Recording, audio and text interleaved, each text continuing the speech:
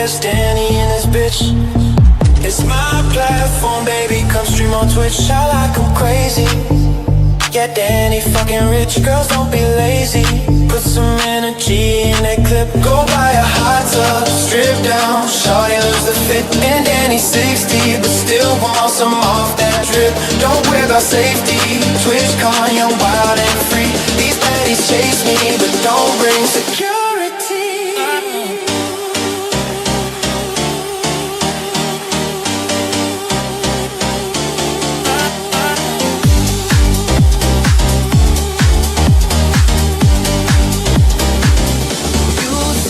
Twitch greedy, cause it's a 50-50 split. And I don't care that you get a 95 on kick. Don't be so needy. Yeah, it's a Gucci coming hit. If you're not happy, you can always leave it quick. Cause we got baddies, that's the most important bit. Come round and blow off. Yeah, right here it's live on Twitch. It's a softcore side. We got the girlies getting lit. Take all your clothes off, get down and flash your tits.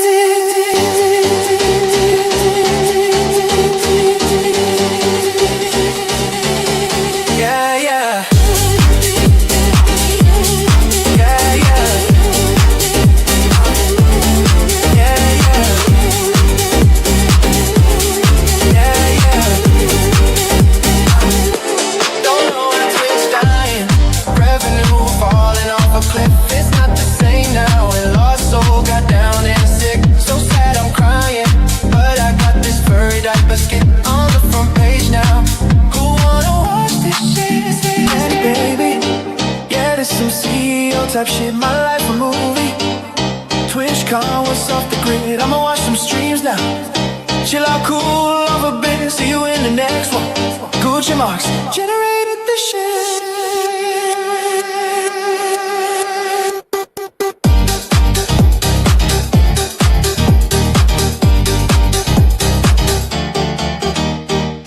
System, the company store, the paradigm of absolute control. And that's why we're just out here doing simple things, pointing out that we're meant to be in nature and be natural. And this is where we find the source that God made to transcend the New World Order. And that's why they want to try to keep us out of it. I'm angry. I've had enough of these people. They're a bunch of Christian murderers, scum. They're on giant death factories, keeping babies alive and selling their body parts. What more do you need to know about these people? I go out and face these scum. They literally crawl out from under rocks. They have green looking skin, and they run around screaming, we love Satan, we wanna eat babies. I have them on video. Hillary's in the creepy weird sick stuff, man. She sleeps in the same room with that creepy weird woman whose mother wears a hood over her head. What the hell? That woman number one is ugly. Imagine how bad she smells, man. I'm told her and Obama just stink.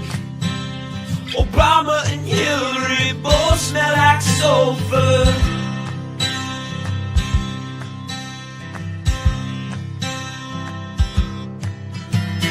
Literal vampire pot and the goblins are hobbling round coming after us.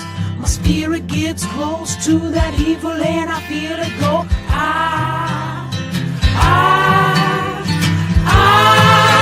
We're such self-centered crap. We don't even notice hell itself rising up against us. Millions of pointed people of the very worst type, and I'm so pissed. We're gonna stab your daughter at the mall. We're gonna stab your wife, your son. We're gonna stab you with a butcher knife, and then the police chief is gonna say, we love our Somalis, we love our Muslims, oh they're so good.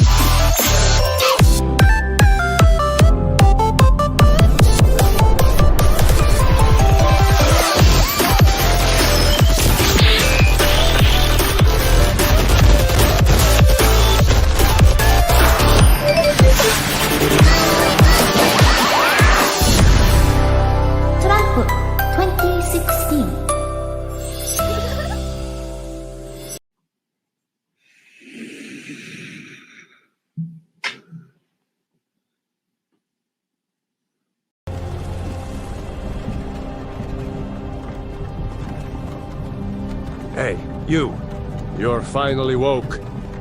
Oh, Max, I heard there's a song about me. Why don't you put it on?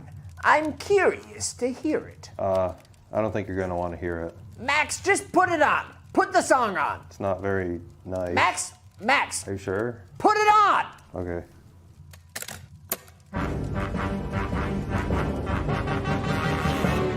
You're a mean one, Mr. Grinch. That's me. You're a fugly piece of shit. What? You bring bendy straws to bathrooms 'cause you like the taste of piss, Mr. Grinch. No, I don't. Max? I wouldn't suck your dick if it was dipped in honey and could cure cancer. Jesus Christ, who wrote this?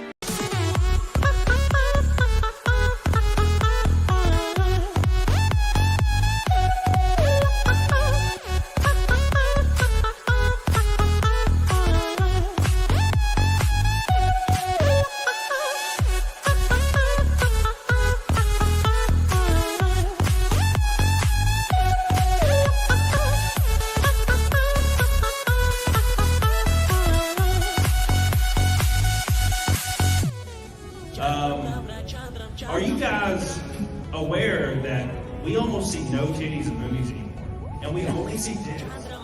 Hey, anyone notice this? Yes, I love titties! Big old titties!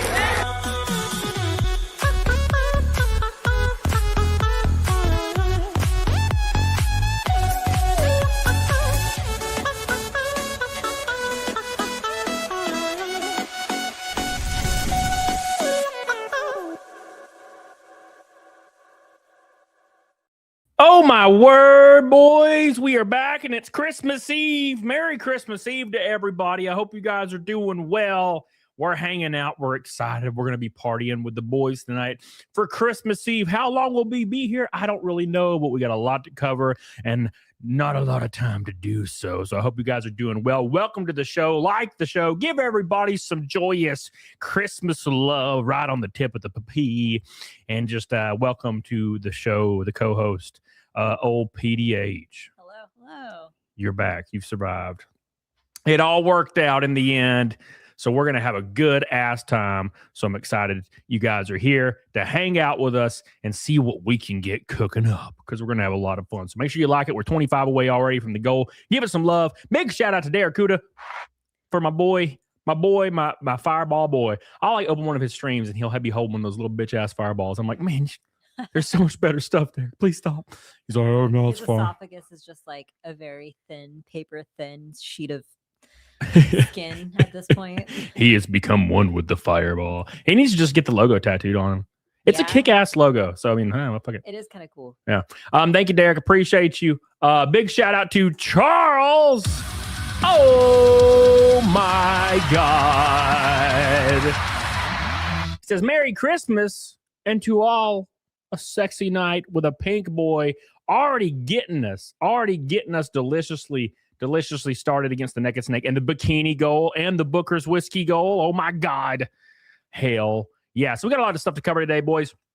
So a little bit of a recap. So on Facebook yesterday, I put up a reel. Now you got to understand, like I schedule my reels out with a program for like a month. So I don't even think about it. Well, I had a reel come out talking about like dating trans people. And it was very reasonable, like when I listened to it, you know.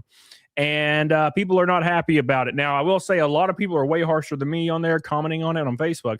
But a lot of people are just saying the dumbest shit.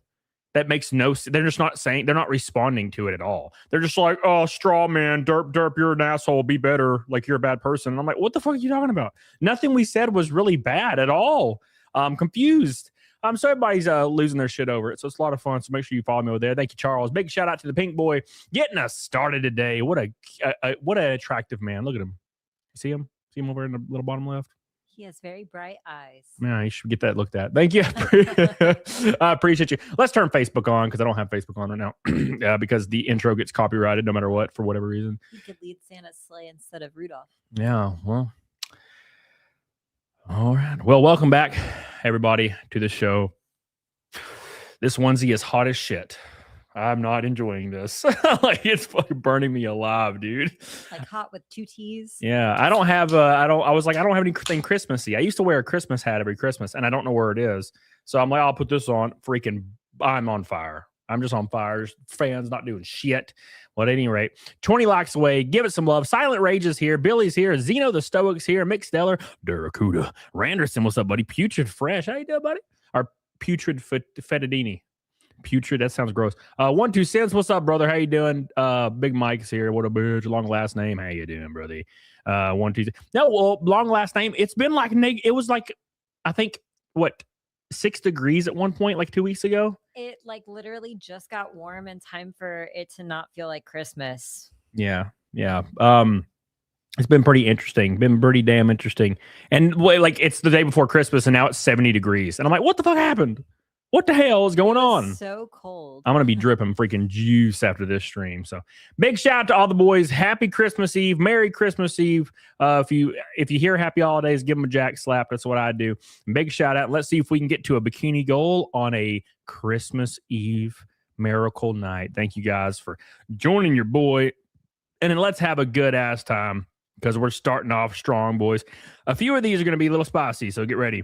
A few of these are going to be a little rough. But I have one that I'm real excited about.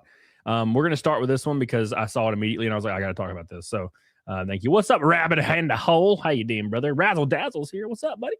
My boy, Razzle Dazzle.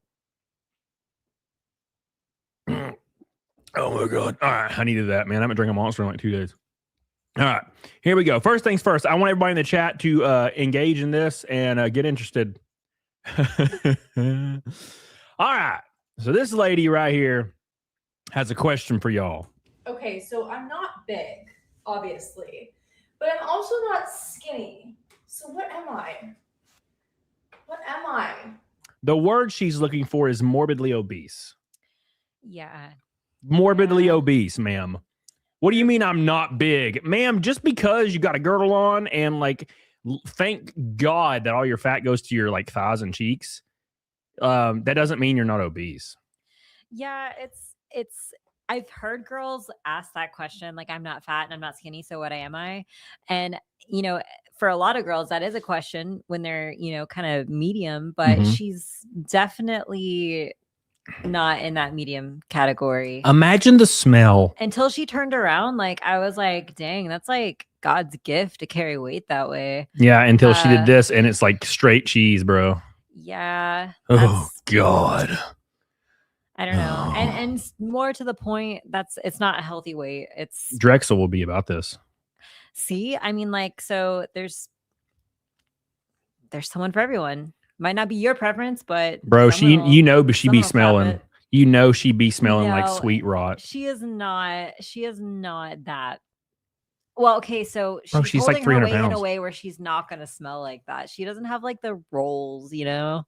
Dude, she got rolls. Just because she packed them in there, bro, she's like, what? How much she thinks she weighs? Let's say she's 5'5". How much she thinks she weighs? 180. Her ass weighs 180, bro. She's definitely taller than 5'5". She's like 5'8" and probably like 200 pounds. Oh, she's definitely at minimum easily over 200 pounds. God damn, a big old ass on her too. See, Wes is pretty close. I think that's about right there. Yeah. Yeah, for sure. That's a 200-pound ass right there, Captain. Yeah, dude. Toothless says 230. What do you think, Toothless? We need to message this girl, but hey, baby, how much you weigh? Because you look like you weigh at least 500. Look, there ain't not what. Look, let me preface this real quick. Okay? I'm not angry at all. If you're big and that's fine with me. But just own it. Don't be like, so I'm not big, because then people are gonna make fun of you. Yeah. Yeah. If you own it and you're like, I'm big, but I mean, it sits pretty well. I mean, you're gonna be light years ahead of where you are right now. Yeah. Like look, there's definitely dudes that are getting all up in these these folds for sure. Yeah. Squid Pro says she weighs way more than 180. I weigh 177, and Squid Pro Co's not big looking at all. If she was 5'5", I'm 5'5". I've been 145 before. That's about me with another 40 pounds. Yeah. Right. But at 5'8", she definitely weighs like 200, 180, 200. Yeah. 180, 200 at 5'8". You were bad at this. That's she's like two of our tall friend who's 5'8". You know who? You would not look this fat at 5'5" at 180. You wouldn't even remotely be close to this at 5'5" at 180. And you think her at 5'8" is probably 180? She looks like she's morbidly obese. What are you talking about? She's like 220 at minimum. Okay, maybe I'm bad at judging weight. You definitely are bad at judging weight, dude. God. Her butt is at least like, it's gonna be like 55 inches around, probably. Yeah, Mist says I'm 5'8" and 200. That's like 230, 250. It's a lot, man. It's a lot of weight. Yeah. But no, now to be fair, PDH does this thing to where she will like talk about, she'll like I think it's an inherent female thing she can't turn off. She'll like glaze like her friends that are just goblin-y and like fat, right? So I just think that I have like a different take on beauty. I feel like it's about, I'm also not one of those people that like sees men and like, what do they call it? It's some other, like, where you're attracted to people's personalities. So like for me, I feel like I am a little like blind to some stuff. So if I really like someone, I think they're pretty, even if they're not. And so like he's definitely pointed out where I've had rose-colored glasses on before about people we know. But okay, look, I'm going to tell you a small story before we move on from the big old lady. So I remember we had a mutual friend back in the day. This is years ago. And we were kind of rating her. We got on the topic about her and was just rating her, like locker room talk, except it was me and PDH. Yeah. And I was rating her and I'm like, she's like not even on the scale. Like she's like a 2 or 3. And PDH swore up and down she was like a 6 or maybe a 7. And I'm like, you are barely past a 7. So how the ever living fuck is this short little fat look, she looks like you remember that old cartoon character from Looney Tunes that's like drowsy looking and it's like, no, okay, and just walks around. She looks like that little dog, except she's like short and fat and also just terrible. She's like not fun. She's not interesting. She sucks. How about the truth is somewhere in the middle where No. I am overly generous and blind to certain faults and you are overly critical. No. And you want to pick out every little thing. You want to know what her justification was, chat? Her justification for giving this little goblin a high score. Keep in mind, she didn't have a job. She was terrible. She didn't have a good personality and she sucked.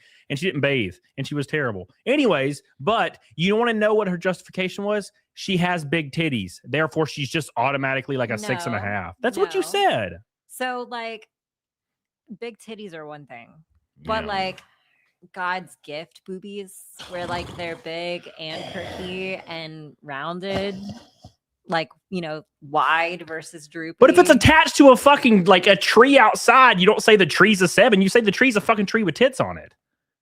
No. What are you doing? Damn, that tree sure is sexy. It has tits, but it's a tree. It's a fucking tree. If you put fat tits on a pig that's running around outside and rolling in the mud, you don't say, man, I want to fuck that pig. It's a 7 because I had fat tits. Someone would. Well, Big Mike would, but I mean, like, not everybody's like him. Anyways, you guys get what I'm saying. It's frustrating. Every time we come back to this conversation, you still defend it. And I'm like, how dare you? You know. It's on the off chance that she sees the clip. That's what it is.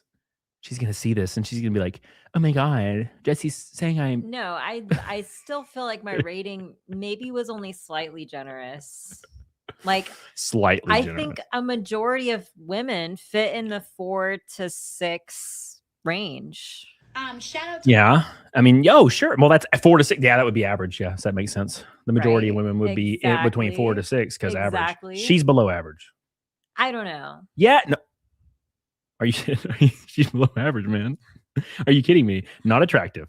Sucks. No personality. No interest. No drive. Like fucking 40 now and like still lives at home.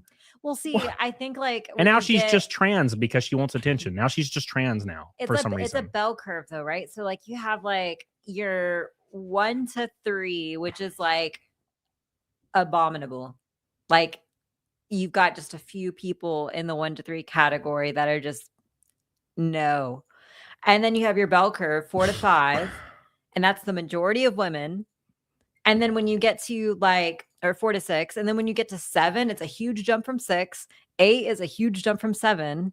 You know what I mean? I disagree. So I consider if you are obese, you are not on the scale. You're not in. It's not. You don't qualify for the 1 to 10 rating if you're already obese. That's a 0. With minor exceptions to that rule. Minor exceptions, sure. But like once you get down to like where you're slightly above average weight and then average weight, that's when you can be on the scale. But you have like that ghost, right? So like you got the person that is overweight and you see that they have the raw material. So you're like, yes, you're a 2, but like you could have been a 7. If only you didn't eat all that cheesecake, brother. Yeah. A Steph harsh. Steph, shut your mouth. You're literally like 46 and smoking hot as a 46-year-old lady. Okay. It's true. So you just shut your mouth. You've already won. You don't need to protect the fats. All right, Steph. Cecil will be fine at a 0. He has a hot young girlfriend. Doesn't matter. Yeah. What about the people that prefer thicker women? There's like 8 of those. No, there's like 8 of those. I would say 10%, if not 20% of guys prefer. Well, as a fetish, Drex likes big women. But as a fetish, but if you fetishize, you're fat enough, you're not going to want to like marry someone who's thin. Because then what are you just going to have like fat side bitches? My cousin loves some fat bitches. He showed me a porn like VHS when I was I think I was like 17, and he popped it in. More rolls than a bakery, volume 8. That's what the name of it was. More rolls than a bakery, volume 8. Oh, volume 8. Volume 8. So there's 7 previous fucking volumes. And like Big Mike said, genuinely preferring not just thicker, but like big women is pure cope. Based. I agree. Yes. So like I think when it gets into morbidly obese category, like it does not matter where you store that weight, right? So like when you're in obese or like early in the morbidly obese category, there's some hope for like, women that store it in a good place, right? But then, yeah, I definitely don't think that. I think maybe like 1% of guys prefer like my 500-pound life woman, and that is definitely just a fetish. My cousin legitimately likes women that are like 300 pounds, like more. And he's all about it. Like he drools over it. I will say more rolls than a bakery volume 8. The last chick on the VHS was just hot. She wasn't fat. It was really strange. But other than that, it was all good. That was the one I was like stomach pancaking to. I was like, oh, I can do this one. I can fap to this. But the other ones were straight up cheese rolls, bro. All right, real quick. Andy, thank you. Says, what this guy gonna be bitching about this time? How you doing, Andy? I hope you're doing well, brother. Keeping the beard alive. Chief slinging the beef. What's up, brother? Merry Christmas, fellow Southern man. Raise hell, praise Sterling. Oh my God, you son of a bitch. Damn, blasphemy in the chat. Thank you, brother. And not a lot of people understand, but I do. Thank you. Andy Agerman says, I had all the cheesecake. I must have had 3. That could have been a 7. Hell yeah, brother. Thank you, buddy. Man, I'm all about it. In about 2 weeks, about a week and a half, I'm going to get me a fucking juicy ass bacon air billion burger with some fries. I'm going to get me some claws, bro. I'm excited. I'm all about this. So someone in the chat said like bring back fat shaming. I am about fat shaming because of the ramifications on people's health and also their mental health. Yep. Because like if you're that big, you have such bad food noise and such an obsession and addiction to food that you're ruining the rest of your life. Yeah, and also, the fact of the matter is, well, obesity is going down drastically because of peptides and Ozempic. Yeah. Right. So like that's a help. I don't know what the long term effects are going to be, and that's Not why. good. So I don't want to do them. I mean, when you're cutting as somebody that's bodybuilding, I could have taken peptides and I would be like 158 right now, and I'd be shredded. Yeah. But I don't know if I want to do that because I don't know the long term effects. So no one really knows, right? Yeah. Now peptides have been used for like decades as far as in bodybuilding, but I still kind of like I'm losing weight good. I'm looking pretty good. I'm doing it myself. I'm fine with that. Thank you, Andy. Random unbreaded. This is full on Rammstein Dyke Titan combo. What the hell? Bring back fat shaming and the trumpet of shame. Hell yeah, brother. Oh, yeah. Well, it's working, right? And it's funny though. Amy Schumer lost a bunch of weight and she's like slim now and kind of looks all right. And the second she lost weight, she left her husband. Yeah, dude. Yeah. Those women are all about body positivity, and as soon as Ozempic hit the market, But not for their significant others. yeah, as soon as Ozempic hit the market, they dropped weight and left. And but the epidemic of Ozempic, I think Ozempic's helping a lot of people, but the epidemic is like people like Ariana Grande who are already 90 pounds and they're on Ozempic and they look like they're about to die. I feel like Ozempic is just a Band-Aid. So like Sure. It cuts out the food noise, but you're not addressing the reasons for why you have that food noise. So the people that come off of it, because you cannot do it long term, like it's not healthy for you. You lose your hair, you lose your muscle mass. The people that come off of it go right back because they didn't have to face it and overcome those challenges. Big Mike says you've seen Kelly Osbourne as of late.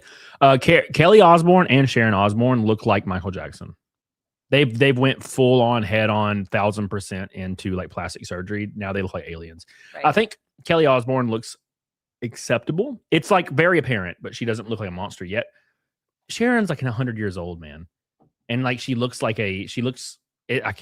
might pull it up later, but she looks wild. Thank you, Big Mike. Hey, 1-2 cents with $5. Oh, says don't do Ozempic if bodybuilding. If you're not getting enough carbs, proteins, your body will eat the muscle first. I take Mounjaro 40 to 100. Oh yeah. So yeah, you don't take Ozempic when you're bodybuilding. You take other types of peptides. There's all kinds of peptides out there that actually avoid what you're saying. So thank you, 1-2 cents. I appreciate you, brother. We love you, man. We love you. Oh Mike, where have you been, brother? We are marching towards Jesse getting in the Christmas bikini and drinking some whiskey. Oh my God. Will it finally be hit tonight? Eric Linegar, where you been, buddy? Well, I'm the 1%. I prefer them on their way out. Merry Christmas. God damn, brother. Thank you, buddy. I appreciate that big ass drop. Thank you so much for all the love. It's a very, very Merry Christmas Eve. Thank you, buddy. I appreciate you. All right. Eric coming in strong with a fat little drop. By the way, where I want you guys to see the short video of AOC and then we'll move on. It's just because AOC is hilarious. People think she's going to be the Democrat nominee. I'm like, it's going to be Gavin Newsom, if not Pete Buttigieg. Well, Pete Buttigieg holds normal opinions on trans issues. He holds like kind of normal, like centric opinions, like no children, and he's not really in favor. He wants fairness in sports, and he said there's no really way we can do this without making it unfair. Right. So if he ran and he was pressed on that question, which he's already believed this for a long time, he could avoid that caveat. Yeah. I don't think Gavin Newsom can, because Gavin Newsom said 2 weeks ago we need more trans kids. He literally said that. They need a candidate that is solidly Democrat, like old Democrat, in order to get anywhere. And I mean 2008 Democrat, where they didn't allow any immigration. Jacob's in the chat. Jacob who? Our friend Jacob. Why? I don't see his ass. You don't see him? It's a Facebook message. Oh, I see. Here him is. Hey, Jacob. What does dumbass be doing? I haven't seen you in forever. Yeah, I owe you money. Yeah, we haven't drank in months, Jacob, because we're on a diet. But It's coming. He says, I've seen hundreds of men's comments on obese dating a Facebook post where men are begging to talk to him. But when an obese man posts, there's 10 comments and they're all from the other 99%. While the truth is somewhere in the middle, the absolute delusion is obvious to people. Yeah, dude, 100%, man. Yeah. Well, now, to be fair, like a lot of people don't understand this. Like, you look at me, I look in the mirror. This is my perspective. I look all right. I'm in pretty decent shape. You know, I'm like, this is all men. And then I go meet up with my buddy Chad, and he's an attractive guy. I'm like, this is all men. I see Connor at the gym. I'm like, this is all men, right? What we don't realize is that is our perspective from our daily lives. Bias. You go out to some place rural in like Texas, like every single dude's 500 pounds and bald. Those are the guys occupying those areas. They're not going after the big ass women out of want. They're going after the big ass women out of literally no other choice and desperation, in my opinion. Otherwise, they bang a hot girl, but they can never do that. I think it's not as common, but bro, I can count on like one hand, which is a lot considering I'm talking anecdotal. Bigger women that I've seen with a lot of hot guys. I don't even know, like, I just think we have a cognitive bias about it. Jacob, make sure your Facebook stuff is private, bro. Yeah, well, they're gonna get you. Yeah, the Facebook's been blowing up a lot lately, and it's coming. They're gonna start coming after me pretty soon. I already can see the comments where they're getting pissed at me for saying anything that's not and it's always from the left. It's never conservatives. Conservatives will maybe disagree with you and then like not comment again. Leftists will, like, as soon as they see a video that could even be perceived as maybe not far left, they will like start looking you up and like contact every single government organization and get all your records and try to find out where you are. They are fucking psycho. Yeah. They're wild. Anyways, let's pull this up. This picture. What up, Art Clown? How you doing, brother? All right, let's pull this one up. Thank you. Real quick, let's play this a little bit, and then we'll hit the super chat there. All right, here she goes. I just want to play. The first few seconds made me laugh earlier. Shout out to my fellow radicals in the United States who believe crazy things like a full-time job should be enough for you to live. Oh, wow. It's a crazy thing to believe that if you work full-time, you should just automatically be able to afford all your bills and necessities. Now, what do we do about this? I see this all the time from all these people that say the same dumbass shit because they just so happen to be terrible with their finances. And I know that's not fair to everybody, but most people that are in a situation where they're fucked up, like me right now because of racing, like I chose this, and I'll say that right up front. I chose this. Also, fucking Billy, but still, the stuff it's not here. I'm just kidding, Billy. Anyways, but no, like, I chose this. It's fucked up, and I'm working my way out of it. Right. But there are people out there that will avoid accountability at all costs, and all they'll do is share the same bullshit where if you work 40 hours a week, you should be able to afford all your stuff. And I'm like, oh yeah, well, tell me about how you spend $400 a month in alcohol. Tell me how you order DoorDash for $85 4 times a week or 5 times a week. If you work 40 hours, are you supposed to get allocated an extra $900 for your vices? Let me say this. I think I should be paid $100 million a month because I like to buy Ferraris daily. Are we going to adjust everybody's earnings for that? No, we're fucking not. That's stupid. So the main problem with today, when people talk about like being in a recession or not making a livable wage, and don't get me wrong, I think some wages are, too low for the area. Sure. Right.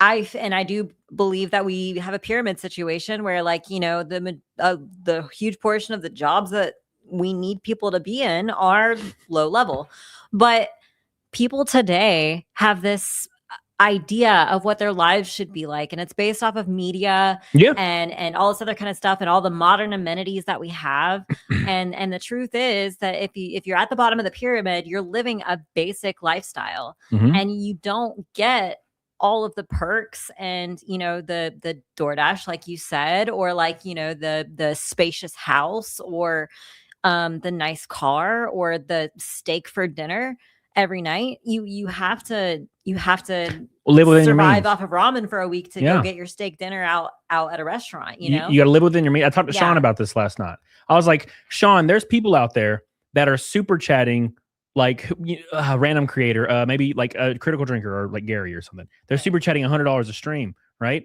And they make like $3,200 a month before taxes. Now, I super chat people sometimes that I support and I care about, like people like I've super chatted Zia before, and Nick and everybody, But here's the thing. I'm not super chatting people right now because I literally can't afford it. Right. But there are people that will put themselves in weird situations and they're living outside their means. Like you said, they're getting DoorDash, they're doing all these, they're going out to eat like 3 times a week. Brother, you gotta live within those means. Purple Acacia says cutting income tax for everybody making under 200K would fix a lot. It sure would, but I would go further and say everybody under 400 or 500K they should do that tomorrow because tariffs could pay for it right now. And it would boost the economy because those people would continue, like Reagan said. Reagan said the first thing he did when he started making more money was to spend more money. A lot of people are like that.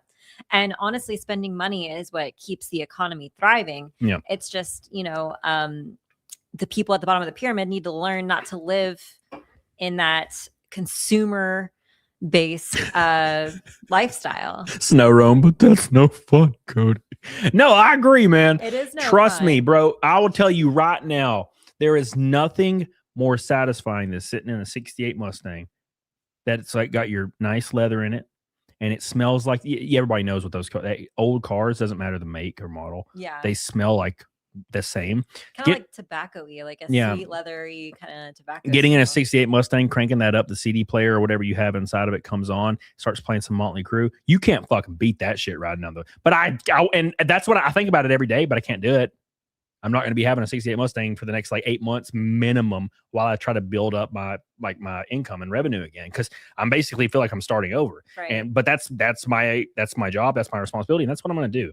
I think people like need to have the perspective of like what it was like for people in the last recession and what their lives looked like in the ways that they cut back and the things that they didn't have. So like nowadays, if you don't have, the newest phone, suddenly you're, I've had the same Motorola $200 phone for 3 years now, and it pisses me off every day, but I'm not going to go get the newest phone. Like, I'm not going to do that. And the same, you know what I do, everybody?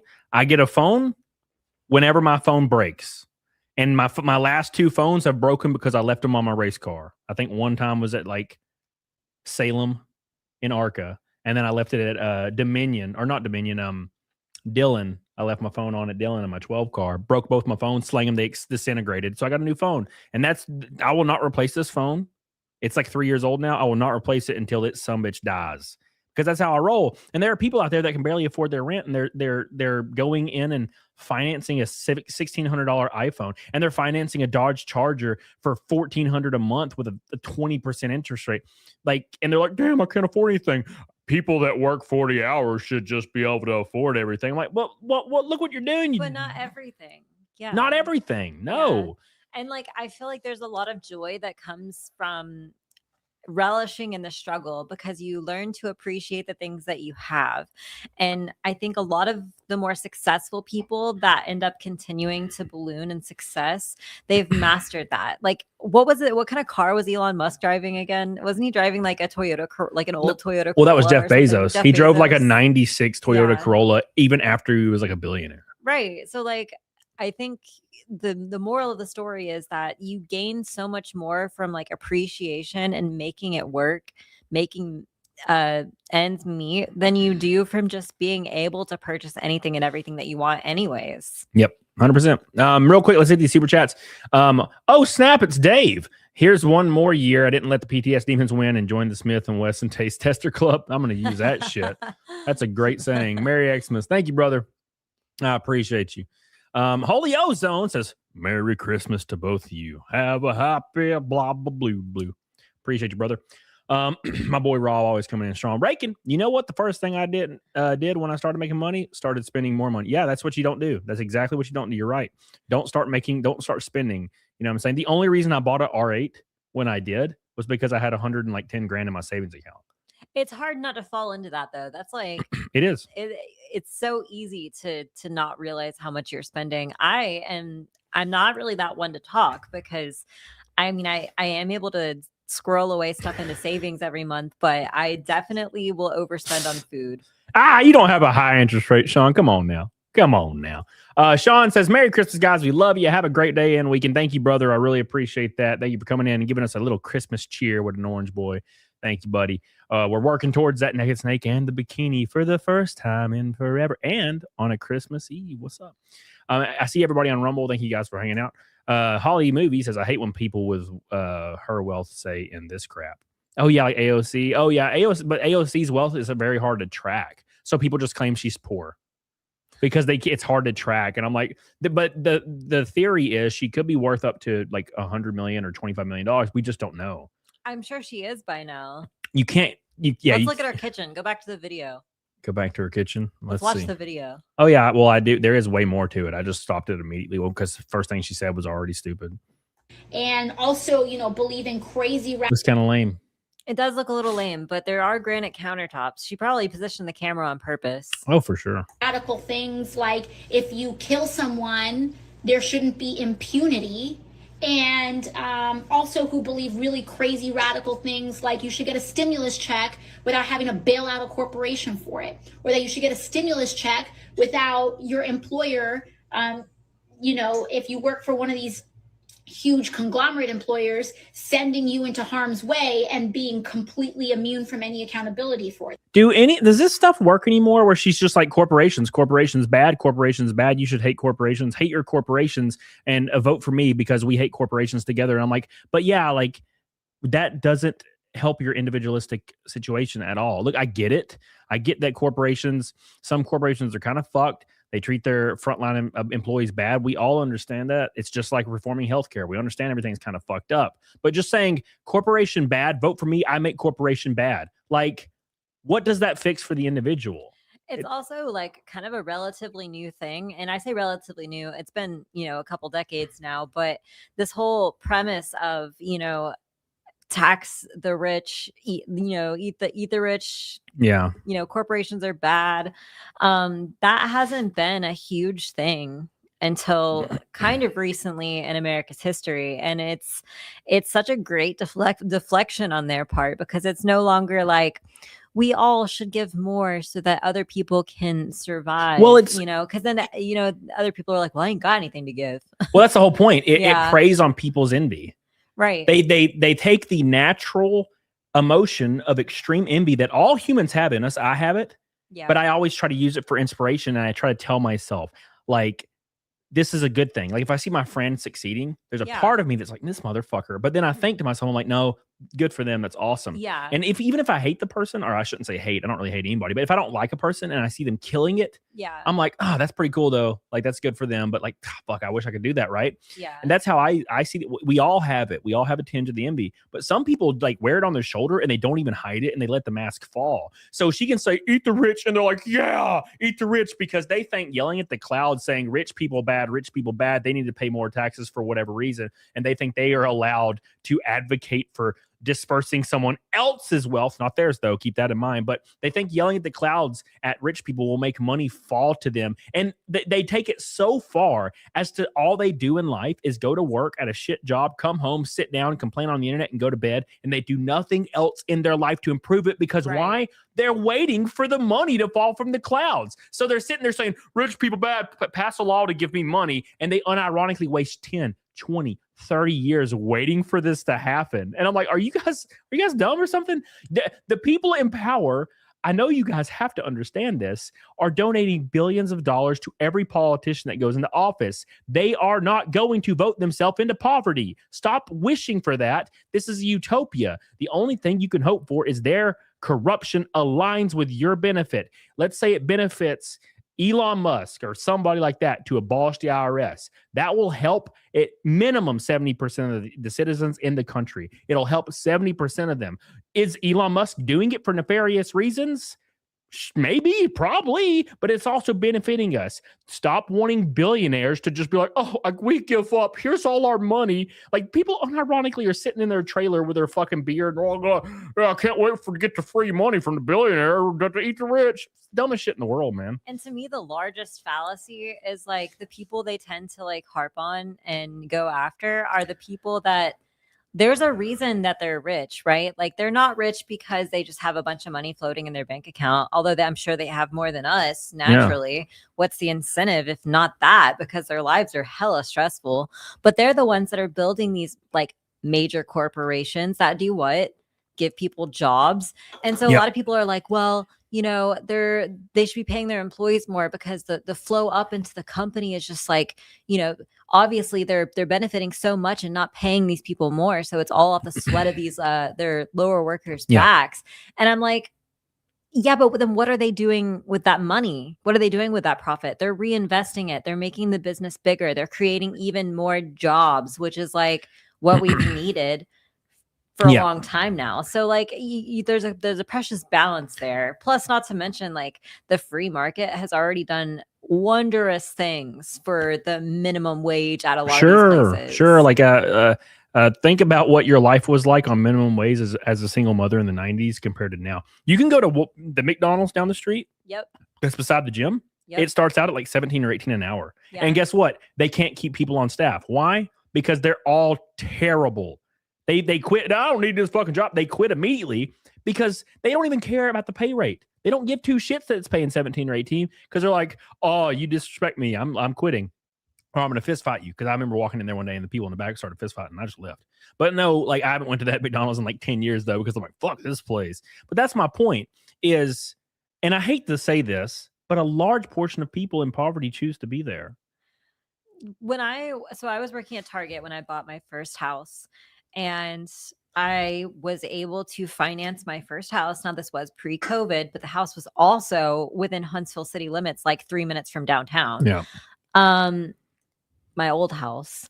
And I was able to finance that by myself with a first-time home buyer loan working at Target. So it really is wild to me that people say these things. And yes, so when I bought my house, it was an auction, and I had to have help with the initial down payment on the auction. And then it was paid to me right back when I financed through the bank. But like, you know, if it wasn't an auction and it was still going to sell for that price, even if it wasn't under auction, I still would have been able to do it all by myself. Yeah. Yeah. And I mean, now this is a long time ago, 2011. I bought my first house on the GameStop salary. I bought my second house. Now, granted, I sold my first house for a lot more than I paid for it. I made 20 grand right off the top.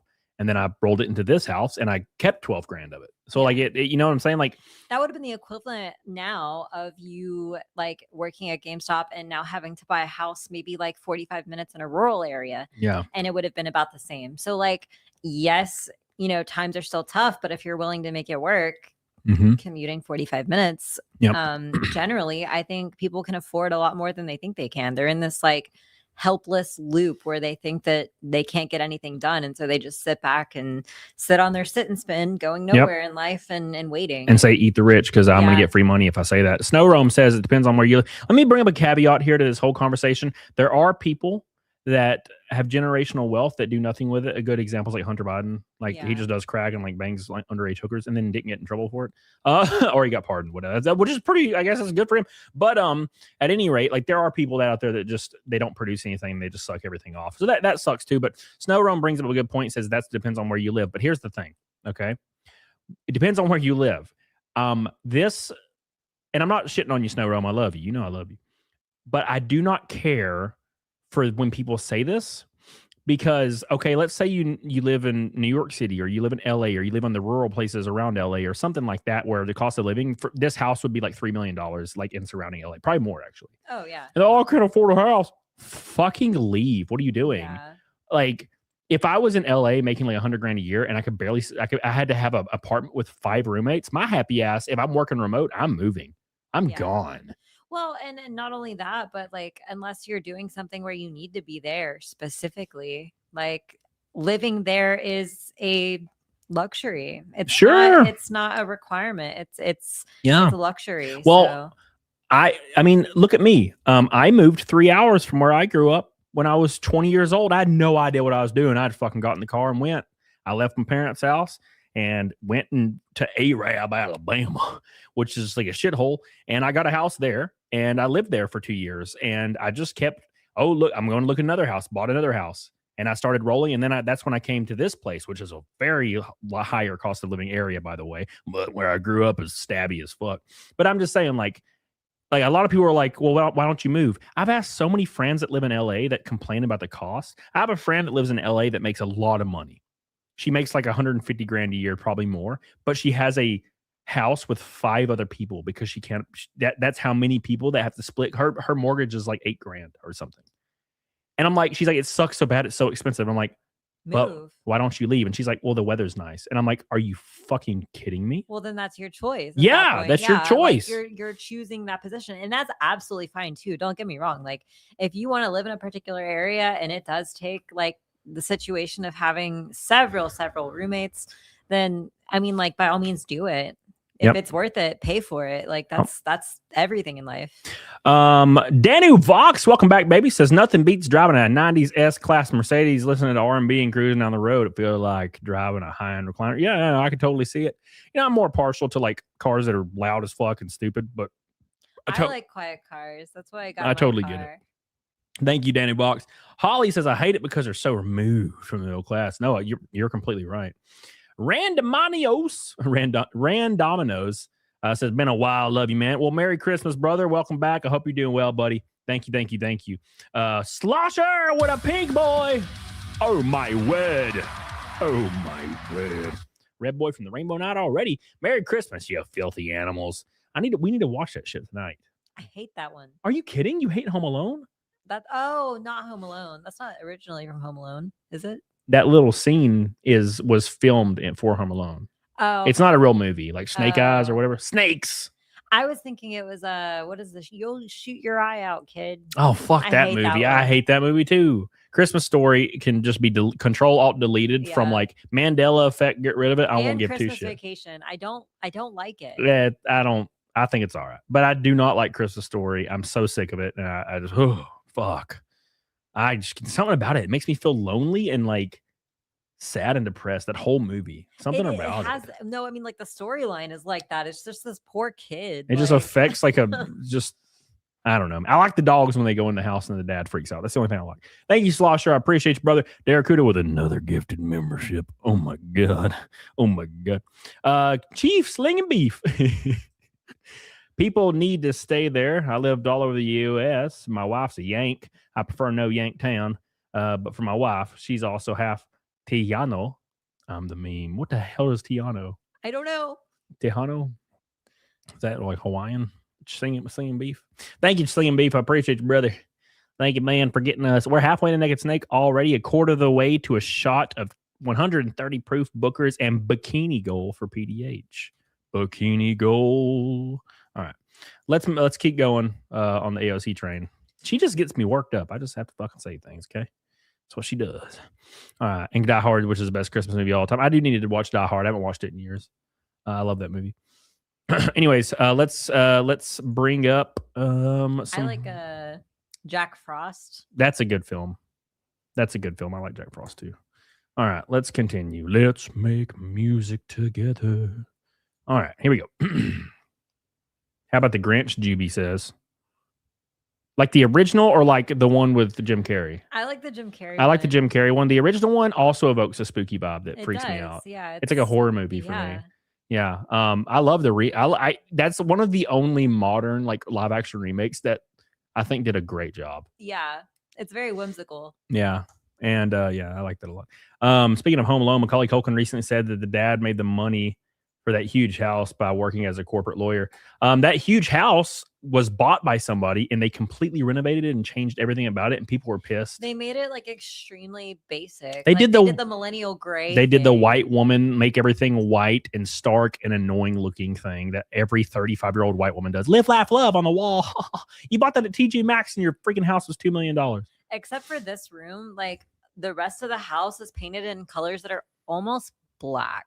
Like they're all colors, but they're almost black, and then everything's all like maximalism. Yeah.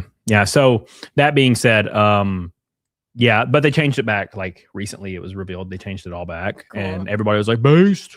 All right, let's keep with AOC. You know, shout out to my fellow radicals who think that we should live in a humane, advanced society. What the fuck does that even mean? And that we shouldn't be under the thumb of a $7 minimum wage. And, who even makes $7 an hour still right now? Less than like 2% of people in the U.S.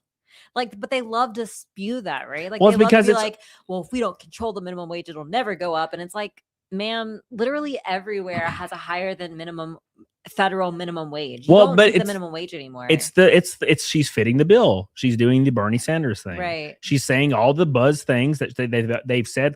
Let's be fair to That should be a red flag. When you hear someone talk about a $7 minimum wage, you should instantly be like, I don't trust you. You either lack perspective and you're living under a rock, or if you're trying to manipulate me. The whole point is, if one of your entire like talking points is minimum wage, that's affecting less than like 1 or 2% of people, and especially a lot of people in rural areas, like that is not the end of the world if they might be on minimum wage at some kind of weird factory or warehouse, right? Maybe. But that being said, like if your talking point is like this tiny thing that affects almost, and that's one of your biggest talking points, you're fucking manipulating people, because what they're doing is they're taking advantage of people that are making $15 an hour, 17 or 20, normal people that hear that and they think, oh damn, that's like half of America. That's a lot of people. We should take care of them, because every single position she's made so far is based in empathy and like morality. Oh, we just gotta help people. Except you don't need a federal minimum wage, because the market Yeah. is so different Yeah. in every part of the U.S. What you need is a state-based minimum wage. 100 Let the states decide it. You should the minimum wage should be federally $0. Yeah, exactly. It shouldn't even be a thing. That's your best case scenario. And another tiny point about this: if you're going to bring these points up, you don't need to be condescending as fuck about it. Right. And that's probably the most negative thing about AOC is she's bringing these points up, and she's doing it in like in the way where that like girl you dated when you're 18 talks to you, and you're like, fuck, I hate this lady. She's so annoying. She's like, well, listen, okay, yeah, I don't know if you know, but you left the toilet seat up again. I know I'm not your mom, but like she's talking like that, and no one wants that. No one wants that bullshit. So, it's not helping that the ideas are like the most. It's literally ideas that I remember when I was 14, people saying unironically, oh, people save everybody, save the whales, save the snails, like George Carlin would say, right? It's all, if your entire platform is, we got to save people, you're fucking lying, bro. Yeah. Racist systems, because, I don't know, because that just benefits whoever the people are in power to already be in power.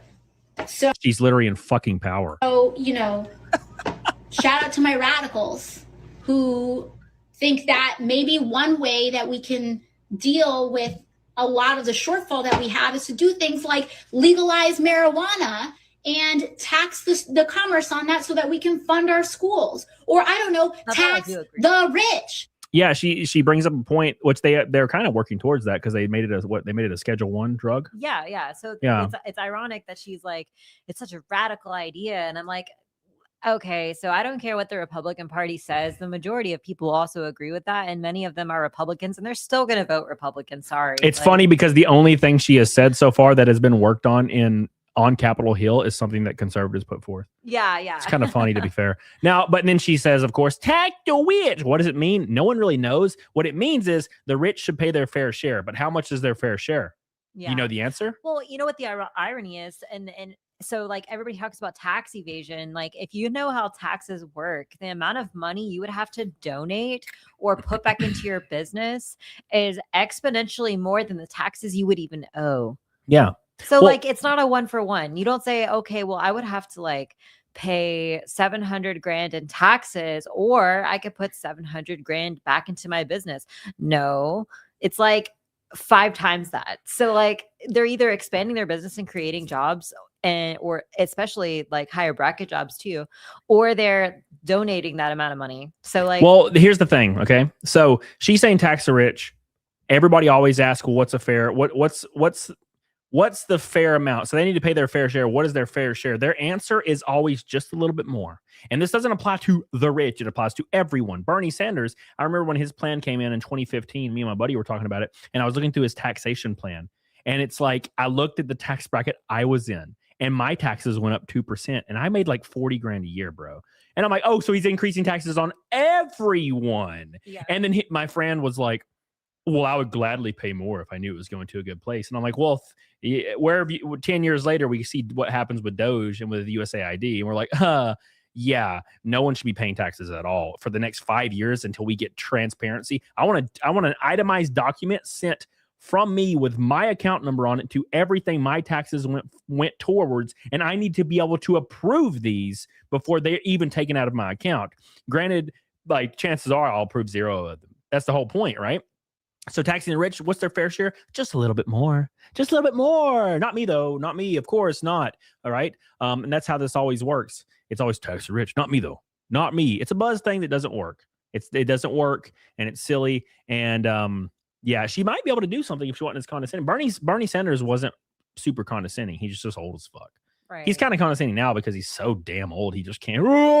But like gosh, she's got Gavin Newsom. That's why I think he has a better chance, because he can talk and smile and not kind of come off as an asshole, unless he's talking to like a reporter or giving a statement. When he had Charlie Kirk on, it was kind of a normal conversation. Maybe we can tax the rich so that people who have helipads on their house or near their house can help chip in for Black school districts that are perpetually underfunded.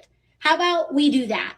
So she's got to go. She hit every point. She hit every single point, right? She hit every single point. Like, oh, we gotta. And again, she's playing on the suicidal empathy of people on the left that are like, we need to save minorities because why? Right? Look, let me preface this with this. I believe everyone's equal.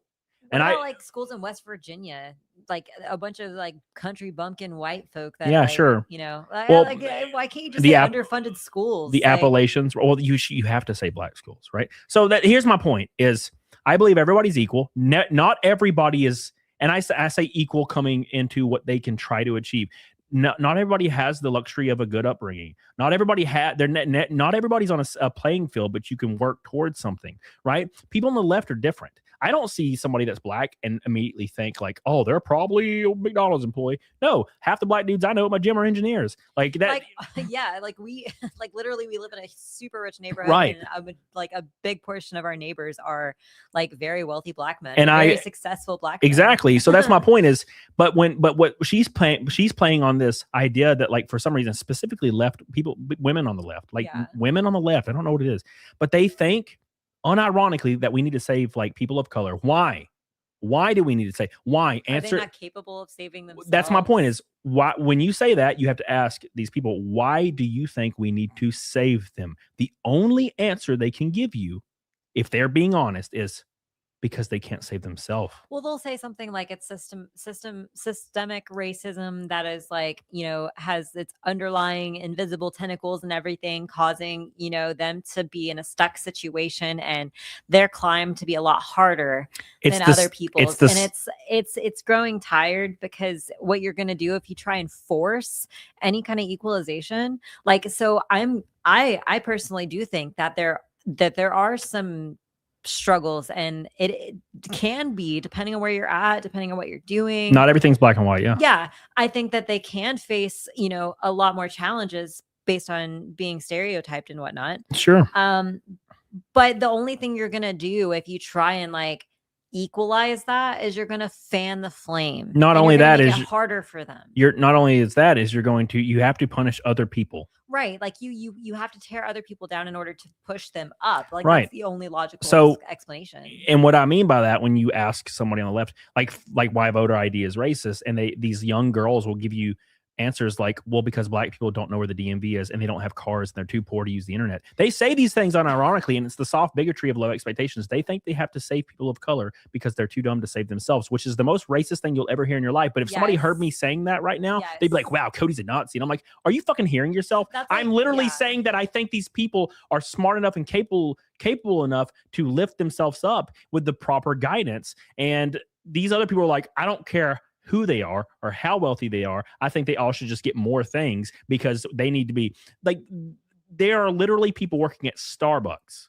like white women working at Starbucks with a 4-year degree, mind you, of some random political science degree.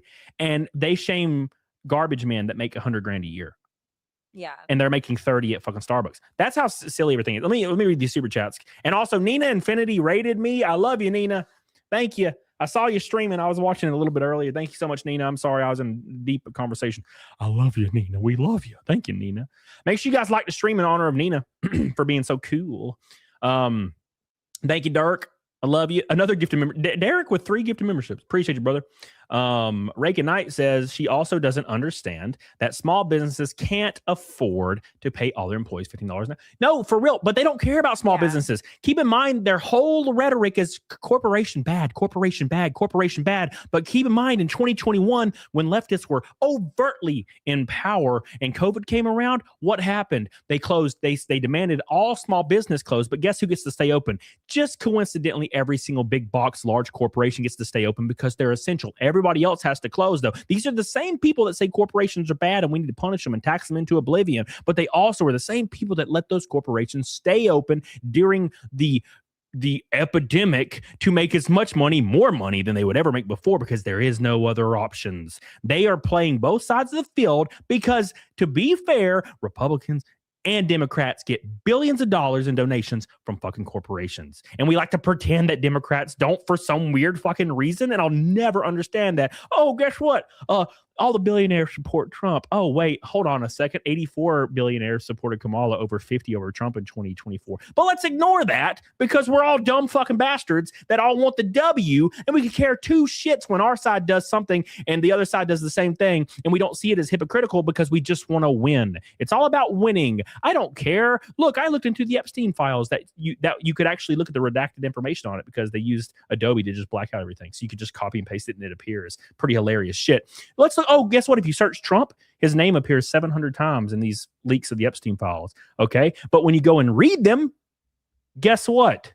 It provides more evidence that he wasn't involved in any kind of trafficking of minors. And that's the whole point. That came out and you could look it up. And there's the evidence is even stronger now because all the flights he took on Epstein's flight 7 times were from 1993 to 1995. Epstein did not buy the island until 1998. Therefore, he never went to the island. But guess what people do on the left? They just copy and paste. Trump's name appears 700 times in the leaked Epstein files. He's a pedo. Win 100K likes. They don't give a fuck. They just want to win. And I'm not like, look, I know I'm shitting on the left a lot. Conservatives do the same shit. Right. Yeah. They do the same stuff, but like, it's less hypocritical when they do certain things because the left they'll be so upset at Rob Reiner dying. And if anybody even says, I didn't like Rob Reiner's politics, but that sucks, they're mad at that person because they gave the disclaimer. And I kind of agree with that, to be fair. The same people, you could go to their search, type in Charlie Kirk, and they were cheering it on 3 months ago. It doesn't matter. All of it's bullshit. There's about 20% of people probably in this entire country that can think in nuance. They're the only ones that should be talking about anything. Not everybody deserves a voice. Social media fucked all that up. Thank you, Rakin. I love you. I appreciate you, brother. Thank you. Doc Brewski. What's up, Nina Raid, bitches? How you doing, buddy? Cold Stomp with a membership. Oh, thank you, buddy. Love you, dude. Holly says, check. Baltimore School is one of the highest funded in the U.S. Shocking. I wonder where she's from. Thank you, Holly. Danny Walk says, I dislike Gavin Newsom. He's a corpo Democrat. Of course. He would go Republican if it thought it would benefit his career. The Democrat Party needs to vote out all centrists like Repubs did. Well, I mean, I think a centrist Democrat's the only one that's going to win, man. That's kind of what I was saying earlier. I think that they need somebody who is kind of a middle ground, like old school Democrat, in order to win a majority of the votes now. Yeah, because, and here's the thing. And I know people are going to get pissed because they can't listen to my entire statement. Okay.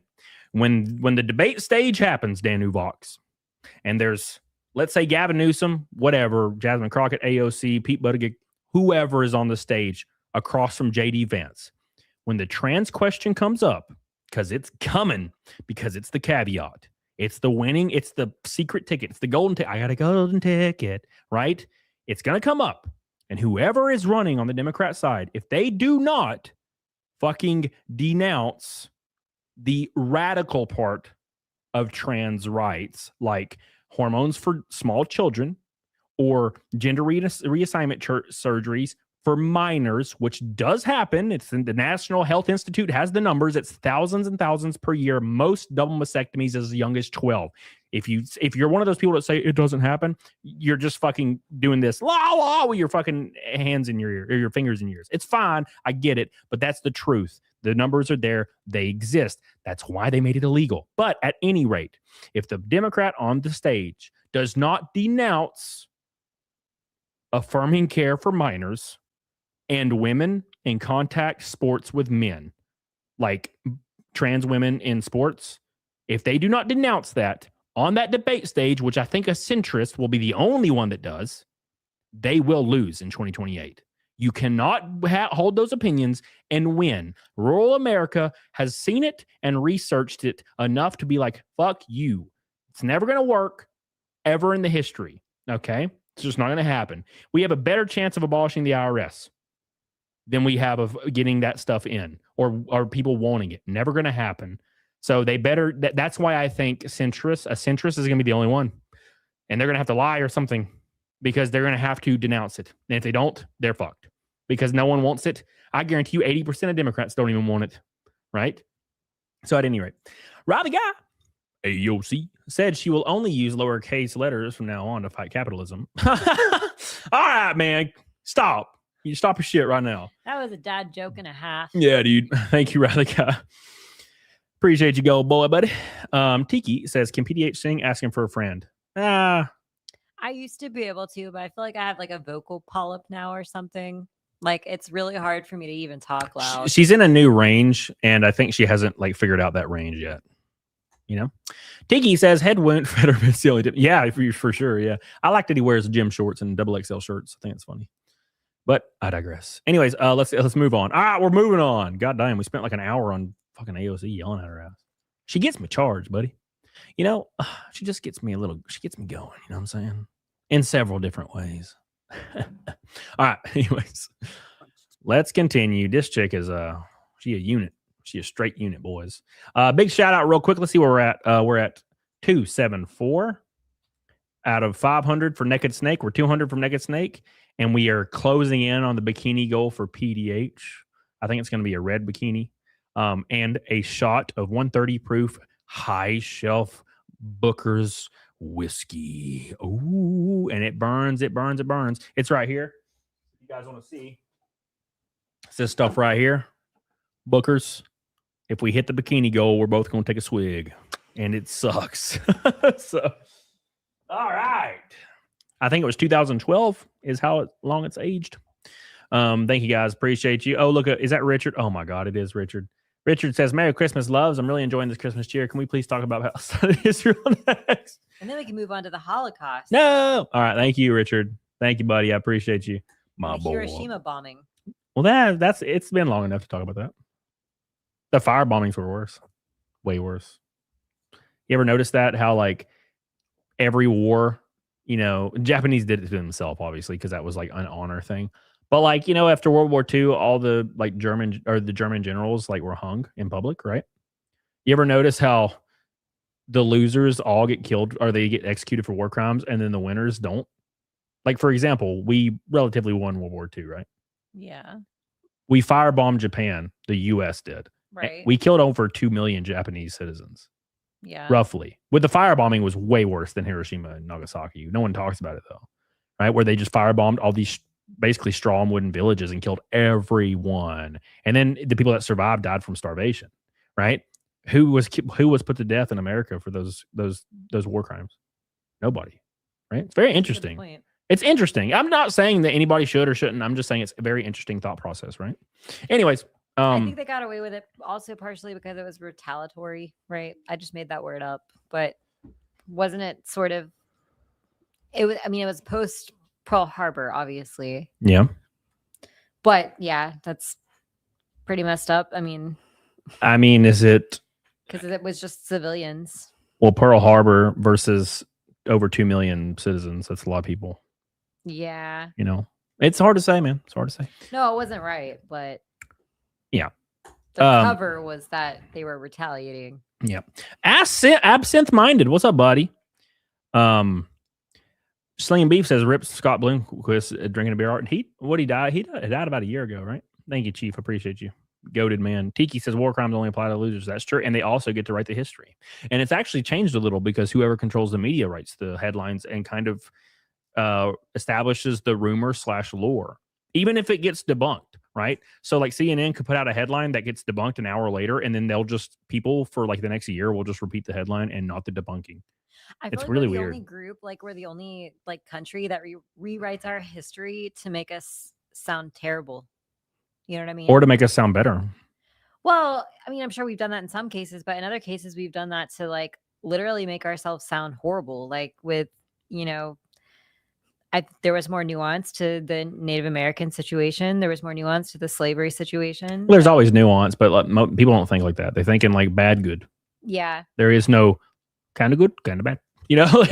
Kind of in the middle, right? So it's not like anybody was in between a rock and a hard place or anything. I mean, a good example of this is the fact that if you ever talk to somebody that identifies, I guess, as a Democrat or votes Democrat or is in favor of that, which is fine, they always say that every time that there's ever been something negative that has come out of the Democrat Party, they're always like, oh, well, that actually was when they were technically Republicans and then they changed the name. In every instance that's ever, oh, did you know Democrats in 1960? Did you know Democrats in 1930 did it? You know Democrats in 1880 did it? And they're all like, well, they just actually switched for a couple years to Republican and they all changed their names. And then like when they were good again, they came back and changed their names back to be like, how convenient. Wasn't that back when it was not even like Republicans and Democrats? It was called the Whigs. No, that was way before that. Okay. You're probably, I mean, there was like a group called the Dixiecrats, right? But I'm not a history expert. But what I'm saying is like every time there's ever been some kind of thing happening, it's like, oh yeah, we actually they switched parties for 4 years and then they switched back. It's cool. Don't worry about it. And I'm like, yeah, fuck off. No one cares. You're not tricking me, boy. All right, let's pull up the unit. She's ready. And she's hungry. 200 from Naked Snake, 700 from Bikini Whiskey Goal on Christmas Eve. Thank you guys, everybody that's hanging out tonight. Thank you for all the super chats. We're one red boy from a Rainbow Night, by the way. Thank you for all the support on the Christmas Eve. It's been helping a lot. The chargeback situation is finally over for me. So everything coming in is finally going into the positive and actually going to go onto my paycheck. So thank fuck for that. So I appreciate everything, guys. Thank you. All right, here we go. This lady is she looks like she might be bedridden. Oh. Damn. Oh. I don't think you want to go down this road when it comes to... I just feel like it's very hard to take anybody of this that does this to themselves seriously and to accept any kind of advice or logic or reasoning they might have, because it's like they can't even do what's best for their own body that they're existing in. Not related. Somebody It's like a crackhead. Like you wouldn't go like listen to a crackhead spew about politics in a gas station parking lot. Yeah. Megan on PayPal, I think it's PayPal. It's either PayPal or Venmo. Hit me up for $30. Thank you so much. I don't think it popped up in the chat, but I appreciate that. If you're watching, I love you. We're going to add it to the total because everything counts nowadays. What is it? 3. Fuck. Megan, why'd you make me do math? Hold on. 97, 07, 17. All right, I got it. That might have been like her no name. You know what I mean? Like it's the first. I didn't say the whole thing. Okay. All right. Everybody's name's Megan. It's fine. That's true. Yeah. It's not a, oh damn. If her name was like John. If her name was like Portia Caius or something, yeah, that would be weird. Then everybody like, oh, I can Google her and find her in 2 seconds, right? All right, anyways, thank you. I appreciate you. Tiki the Mighty says white guilt's the liberal version of original sin. Ooh. Tiki, thank you, buddy. Tiki over on Rumble. Appreciate you for the Rumble rant. We're just climbing. Oh, and I want to, we agree heavily on this point, by the way, that you were making. And I know this is an asshole thing to say, and it's probably not entirely true for everyone, but this is how I see things. If you're 500 pounds, I discard almost anything you're saying. Right. If you're overweight, I'll listen to you. If you're morbidly obese, I'm going to be like, you don't make great decisions. I don't believe anything is coming. Yeah, and now maybe it's from past traumas because my old store manager was 500 pounds and he was an abhorrent human being. I'm just saying, like, your first thing in life is to just walk around and not become a fucking planet, and you can't even do that. I trust nothing else you have to say. That's all I'm saying. Yeah, and it's different if someone's just kind of overweight. Like, that's like, the difference in maybe like someone that smokes weed and someone that smokes crack, like you're all right, you're a weed smoker. I mean, you probably, you dabble, you whatever. Yeah. What about Santa Richard? Well, he ain't $500. He's a good man. He's a good man. Oh, look at that. Where is that at? It says anonymous. It won't be anonymous on my phone, so I guess I won't read the name. But I appreciate you. I see a fitty. A fitty. Thank you. I appreciate you. Now, I could never say this last name because they'd be finding him immediately. That's one of these names, Portia Kiskayas. Yeah. Thank you so much. I appreciate you for the 50 on PayPal, brother. I love you. Thank you. You're coming in strong. We're starting to really roll here. We might actually hit bikini. It might happen. We're barely an hour in, and we're already almost halfway. That's rare, boys. Thank you, brother. I appreciate you. I love you. Where the fuck? I'm getting scatterbrained. Oh, there it is. I closed it out for some reason. All right, that's 372. Look at that. We are rolling, man. We're rolling Big on Mike the wants in river. on that AI loving. Hey, I love Katie him. Belcourt. Katie said, I need your advice. My boyfriend's cheating on me with AI. And then Big Mike said, what? How is that working for him? What's his opinion on that? Is it good? How do I get in on that? I'm telling you, when the Megan Fox ones from that Subservient movie come out, when they release, I'm gonna pre-order one. Devil's advocate here. Okay, so like, you know how women have a lower sex drive? What if it's actually additive and helpful to relationships? It might be, but you know these goofy ass buttergolem guys are gonna fall in love with that thing. Yeah, They're gonna fall in love with it. They're gonna kick their wife out in 2 seconds. I don't know. I feel like the more fake that comes out, the more people appreciate the real. I mean, that's happening with art. It's happening with, music. I mean, people listen to AI music, but they're like, they always go back to the real. I unironically have been listening to AI music and I really like it. Thank you, Tiki. I love you. He says, I know I have a beer belly. I like beer. Could not conceive getting through. Tiki, what people don't understand is 300 to 400 pounds. It takes a lot. Yeah. It's not just because you're eating McDonald's like for lunch and then you go home and you eat a little bit of spaghetti every day. That's not the case. If you're over 300 pounds, closing in on 400, 350, 400, it starts rolling, snowballing, right? Yeah. It's because maintain that weight. It's like what, like 6,000 calories? It's way more than that. It's way more than it's like 10,000 calories. 10, it's people eating an entire box of Little Debbie. That's why they go to you'll go to the grocery store and you'll see somebody with a buggy with 20 boxes of Little Debbie. They're eating one box a fucking day. They're eating like 3,000 calories in Little Debbie's. They're eating 4 McDoubles from McDonald's. They'll order a pizza that night. And not only that, they'll drink like 10 or 15 beers every single day. They're eclipsing 10K. That's how you get to, that's hard. That's fucking hard to do. Art the Clown said, you cannot penetrate an AI vagina, so get a life yet. Yeah. Penetrate an AI vagina yet. Art hasn't seen Subservient. He missed that. It's actually a really good movie. It's fun. Watch the movie Subservient with Megan Fox. Oh, it's good. It reminds me of Terminator when the Terminator was bad. It is. Yeah. It is. It's fucking great. And then also she's hot as fuck. Yeah. But no, like, so the exhaustive eating you have to do in order to be morbidly obese is pretty crazy. Like, it's not like eating bad food for every meal. It's eating 5 times the amount of bad food for every meal. Yeah. Like, Chief Slinging Beef. That fucking name, I love it. That's a great name. Wait, let's get some perspective. What is a Big Mac meal from McDonald's? What is the full calories for that? Let me see. Hold on. You make it large because they're 400 pounds. Chief says, Big Mac meal. I'm going to need a Nashville Fairgrounds race. Maybe a 420. Thank you, Chief. That's a great racetrack. Michael says, new man on Biggest Loser, nicest man. Yeah, I'm sure he is. The issue is like, now forgive me for this. I know it's a little shitty, but generally speaking, people that are 500 pounds or 400 pounds generally take the shortcut, not only in diet, but in everything in life. Every aspect. There's a reason. It's a personality trait. My old boss at GameStop, 500-pound dude, he literally did everything he could to avoid doing anything for any reason at any moment. It was, you know what I'm saying? And every time I'd have somebody that was a bigger guy like that at my stores, they all did that. They would do everything possible to take shortcuts in every situation. So I stopped hiring people that were like morbidly obese because it was just hurting, you know? Now is that general across the board for everybody? Of course not. But you get what I'm saying. All right. I emailed you a picture. Pull it up. You emailed me a picture? Yeah. Why didn't you we need the visual. Okay. All right. Okay. Let's pick it up. Here. Let's pull this up here. This onesie is, I'm like literally like juicy. Oh, you just sent me a picture.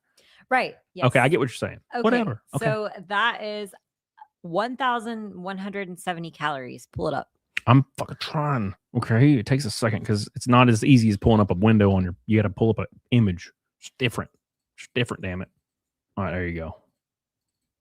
There's your. Oh, look at that. Okay, so that is 1,170 calories, and the Big Macs are big. That picture is not doing it justice. So that's a large fry and a large Coke.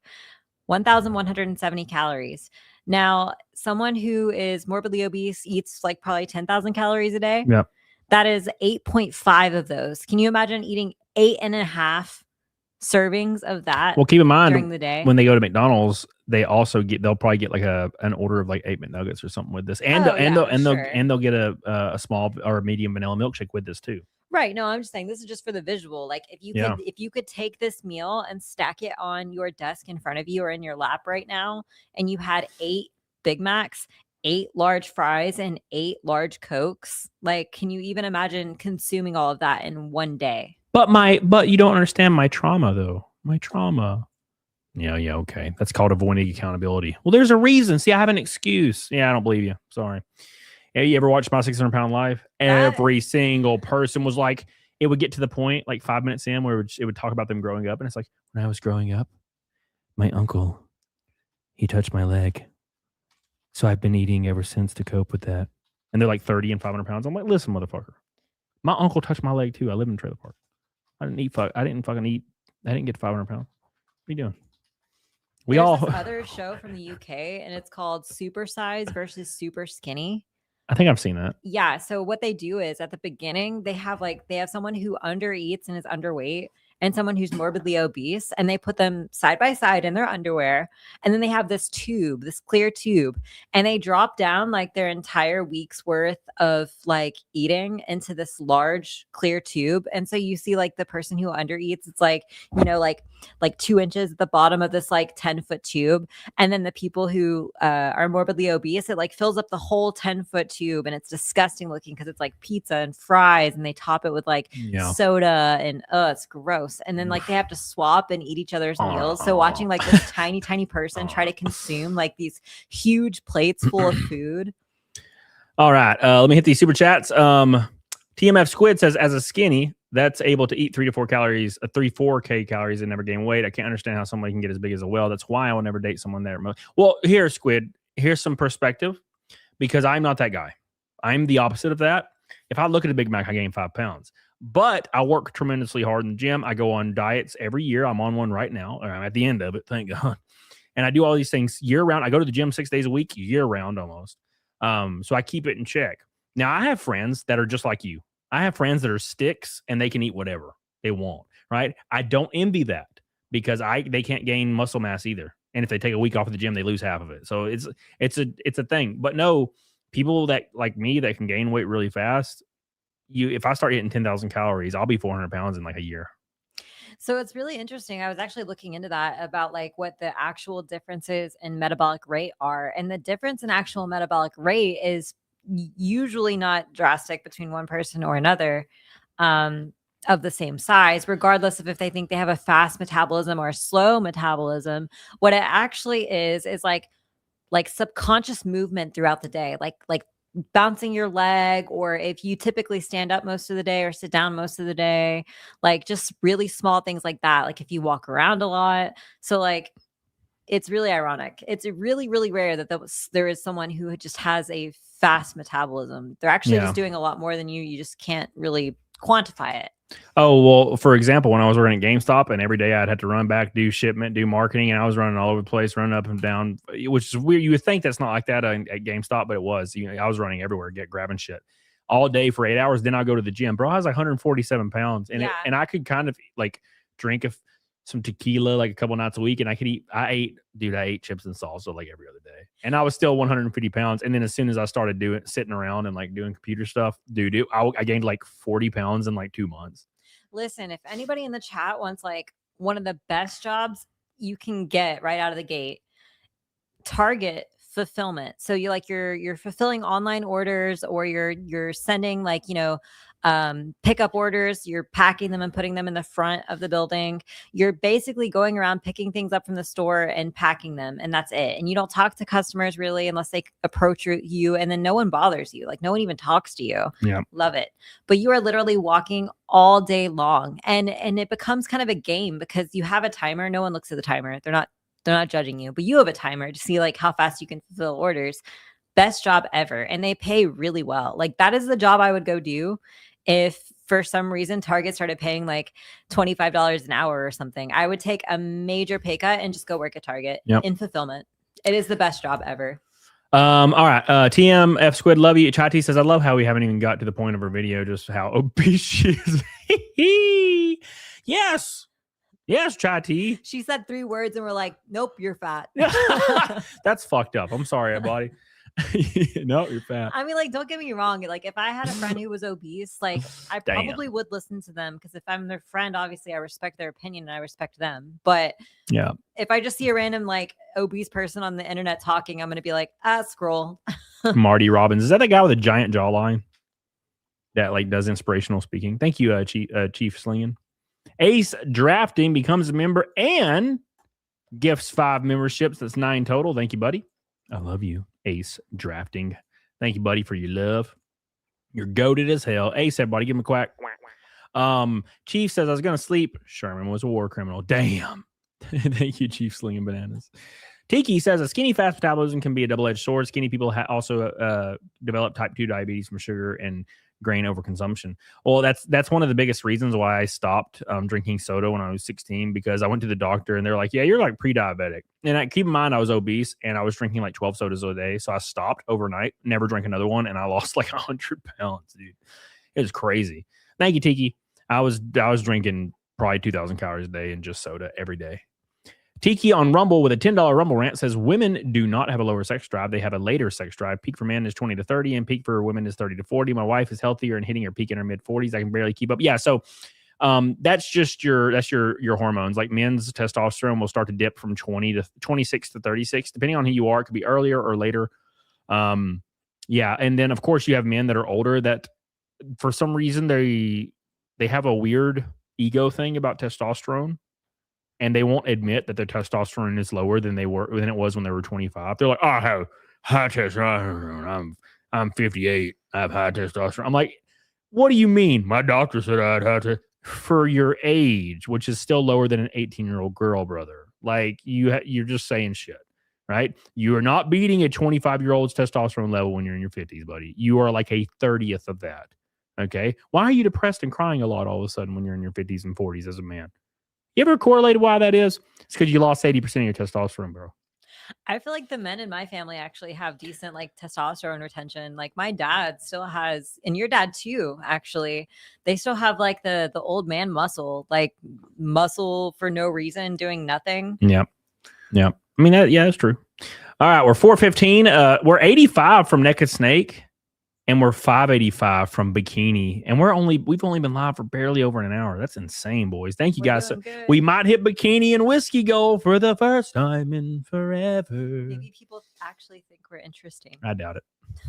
They actually like you. No. Thank you, guys. I appreciate you. Let's listen to the chick. They're donating out of pity. Yeah. We pissed Chati off. Let's hear what our Ham Planet girl has to say. Okay. If I can figure out where I am in life right now with this empty screen. Is this it? That's it. All right. Let's see what she got to say. And I can already tell you it's going to be real dumb. I don't think you want to go down this road when it comes to eradicating gender affirming care, because you cannot eradicate one kind without the others. Some context. Here's some context real quick. She's doing the immigrants versus a legal immigrant thing, right? Right. So people like to say, you don't like immigrants, but what they mean is you don't like illegal immigrants. No one doesn't like illegal immigrants. That's insane. That's fucking insane. Everybody's totally pro legal immigration, but they like to conflate the two to make it to where they can paint you as a bad person. She's doing the same thing here with gender affirming care, right? So she's like, you can't eradicate gender affirming care. What she means is you can't eradicate gender affirming care for a 9-year-old. That's what she means. She's not saying it though. Why wouldn't she openly say that? Why do you think that is? It's because it's fucking abhorrent. I That's don't why think she knows what she's saying. No, she knows. It's manipulation. Everybody does this. There's a reason why she left out like 2 words for minors. She left that out because everybody agrees within reason that it's abhorrent behavior. But if she just says gender affirming care, then it's across the board. And it means now suddenly something different, right? Keep in mind, they made it illegal federally, gender affirming care for minors like 3 days ago. That's the point. That's what she's speaking to here. Hypno just had his stream taken down, Seabrew. What the fuck, bro? Dude, YouTube's crazy as hell right now, dude. Send Hypno some love for me. I hate that shit. They've been wrecking my ass lately a lot. Oh, she got to beat us. As well. And if you want to take it away for trans youth or trans people in general, no one wants to take it away. Well, I shouldn't say that. There's definitely people out there that are not for, gender reassignment surgeries for adults too. I don't give a fuck if you're over it. And I'm extreme about it. If you're like 25 and you want to get your leg removed and be a pirate, I don't give 2 fucks. Do it. I'll call you your pirate name too. I don't give a damn. Right. So at any rate, but here to inform you that cishet gender affirming care has been here for a very long time. Oh. And it's next on the chopping block. What is cishet? I guarantee you it's something like clipping your fingernails or dyeing your hair. How much you want to bet? Don't know. I want to hear. Don't look it up. I want to hear what she says. She's not going to tell us what it is because she thinks everybody knows already. No, she's about she to. lives in that bubble. She's about to. Trust me. Okay. Cisgender and cis hetero. Yeah, cis. Oh, you're looking at the word. Yeah, cis hetero. I just want to know what cis het means. It just means you. Okay. A person, right? So at any rate, I wonder what she means. I bet it has something to do with cutting your fingernails or like getting your hair cut or getting your eyebrows done or makeup or something. Watch. Because if we're going down this road, me and tons of other people are going to go down it with you and make sure that it is incomplete. Incomplete, not incomplete, but that's not a good choice word. Incomplete. It will be completed. Any kind of hair salon. Gone. Oh my god. Haircut, color, styling. I am fucking none of that is covered by your health insurance. I'm Nostradamus. I am Nostradamus. Hear me roar. I felt it. I could feel it. Are you freaking kidding me? Like, are you shitting me? Like, yes, no more gender affirming care. All the hair salons must be closed down. No more nail salons. No more hair plugs for men. No more blue pills. Like, are you shitting me? You can't get haircuts anymore. Oh my God. That's the thing. You know what this goes back to? It's where a girl like decides, like Hannah, she'll be like, I want short hair. And I'm like, cool, yeah, let's do it. And then people are just like, oh, you're probably a trans man. And she's like, no, I just wanted short. What the fuck? Like, no. It's like, is it that simple for y'all? Come on now. Gender affirming care. Any kind of barber salon too, goodbye. Nope. That's gender affirming care. Any kind of plastic surgery, any kind of implant that you get, for instance, boob, butt, penile, ball, don't care what it is. All. That's gone. That's gender affirming health care. insurance also doesn't cover breast implants. Like, what is she talking about? Do they cover it if you have a double mastectomy for cancer? Yes. Okay. Well, yes, but that's different because that is sure. That's not gender affirming. That's like reconstruction. Like if you broke your face and you had to put a face plate in. I would say, here's what I would say. I would say if you have you have very small babies as a girl, and you get a breast enlargement done, I would say that's the closest thing to having some kind of possible connection to affirming yourself as feeling like a beautiful woman.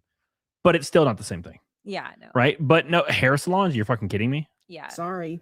No, I said plastic surgery, I could totally see. Art had a great point in the chat. You gotta put that on the screen. Yeah. So Sean would even Sean would fucking say this lady's psycho. This lady, Sean, welcome to the chat, Sean. How you doing, buddy? This lady is saying that if we're going to ban gender affirming care for minors, then that means they're going to work towards banning every gender affirming care, meaning they're going to ban haircuts for women. Like just a normal woman can't get a haircut anymore. How do you even draw this fucking distinction? Real quick, Tiki says, hate to break it to put today. When men finally hit the lower T threshold, it's not like we stop performing. We just have way less terrible thoughts about how much we can get away with. No, you lose muscle mass and you lose hardness. Yeah, you lose everything. You get sad as fuck too. You get sad and you get forlorn. You're like an old ass Labrador retriever sitting outside with the wind blowing against his face. Yeah, and thinking you grow of- titties. And you grow bitch tits. Yeah. Yeah. I Are you don't not know. gonna pull up Art's comment? Shut up! I'm doing it. It was genius. Ace drafting with a $20 Orange Boy. Shout out to you, boy. Oh my God, that puts it at 450 or 445. Holy balls, brother! I feel a bikini whiskey happening tonight, boys. We're already halfway there. All right, let me pull up Art's comment. Thank you, Ace. Appreciate you, brother. That's a big ass drop. We're still a red boy from Rainbow Night. We're getting close. Thank you, Mick. Can't find him in the main channel. Whoa! Hold on. What? If his channel got deleted, I'm going to shit my pants. I'm so tired of this shit, man. Wait. What do you mean, Pull wait? up Art's I'm comment. fucking doing it. I'll kick you out of this motherfucking house. Can I do it? Am I allowed? No, to do you're not it? allowed to do it. Shut up. Fuck. Is nobody even realizing that all these things she's mentioned are purely cosmetic? Therefore, gender affirm care is only cosmetic. Oh my Based. God. Based. And yes, it is. Except for the hormones. I don't know. I don't think that counts. But yeah, it's to look and sound and yeah, it is for the purposes of cosmetics. Oh, damn, that's brutal. I hate this argument, but I do worry that there will be a federal GAC. Oh, ban. Oh, sorry. There'll be a federal for adults as well as plenty of Republicans want it. It could happen. A federal ban for adults. Ban of what? Like grown men and grown women can't have like surgeries for being whatever identify. I don't think there's ever going to be a world where a man can't go pay good money to a plastic surgeon to get a pair of tits. That's never going to happen. Yeah, they're not going to federally ban that. No. I don't care how the wording. It's only going to be for underage kids. I don't support that. I don't support banning that for adults. Yeah, no, definitely not. I think you only live one life. You want to live it as a female. Put and some you're a titties on dude, you. Like Have it. absolutely, go do it. Get man. your titties going. I don't Yeah. care. Like there's plenty of things you can go do. Just don't do the full bottom surgery. Just go do everything else, and you'll look fabulous. yeah, be like a ripped dude with a vagina. That'd be cool. Buck Angel does it. Fuck it. Yeah. All right, here we go. Started it, right? No fillers, no Botox. That's all gone. A lot of your spa treatments, nope, not anymore. Nope, that's I need to gender see the affirming comments care. on this video. You're not going to get your nails done anywhere because Nails? Oh, no, Cody. Get wrecked. I can't believe this shit. You called it all. I need to see the comments on this video. There's no way that any person on this planet agrees with her. I'm going to lose complete faith in humanity if anybody under the comments is going, she's right. Like, are you shitting me? I did not watch this before. I only watched it where she said, if you think they're not going to ban more stuff, that's where I stopped it. I was like, this is going to be good. I did not watch this before. I've got another gotcha.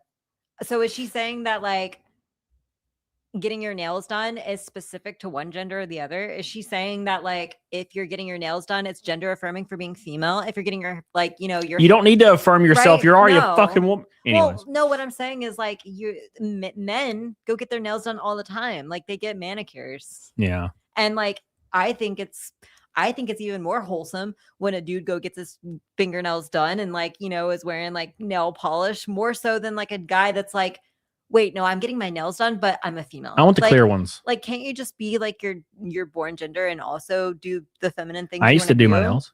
I used to do when I was like 22, 21.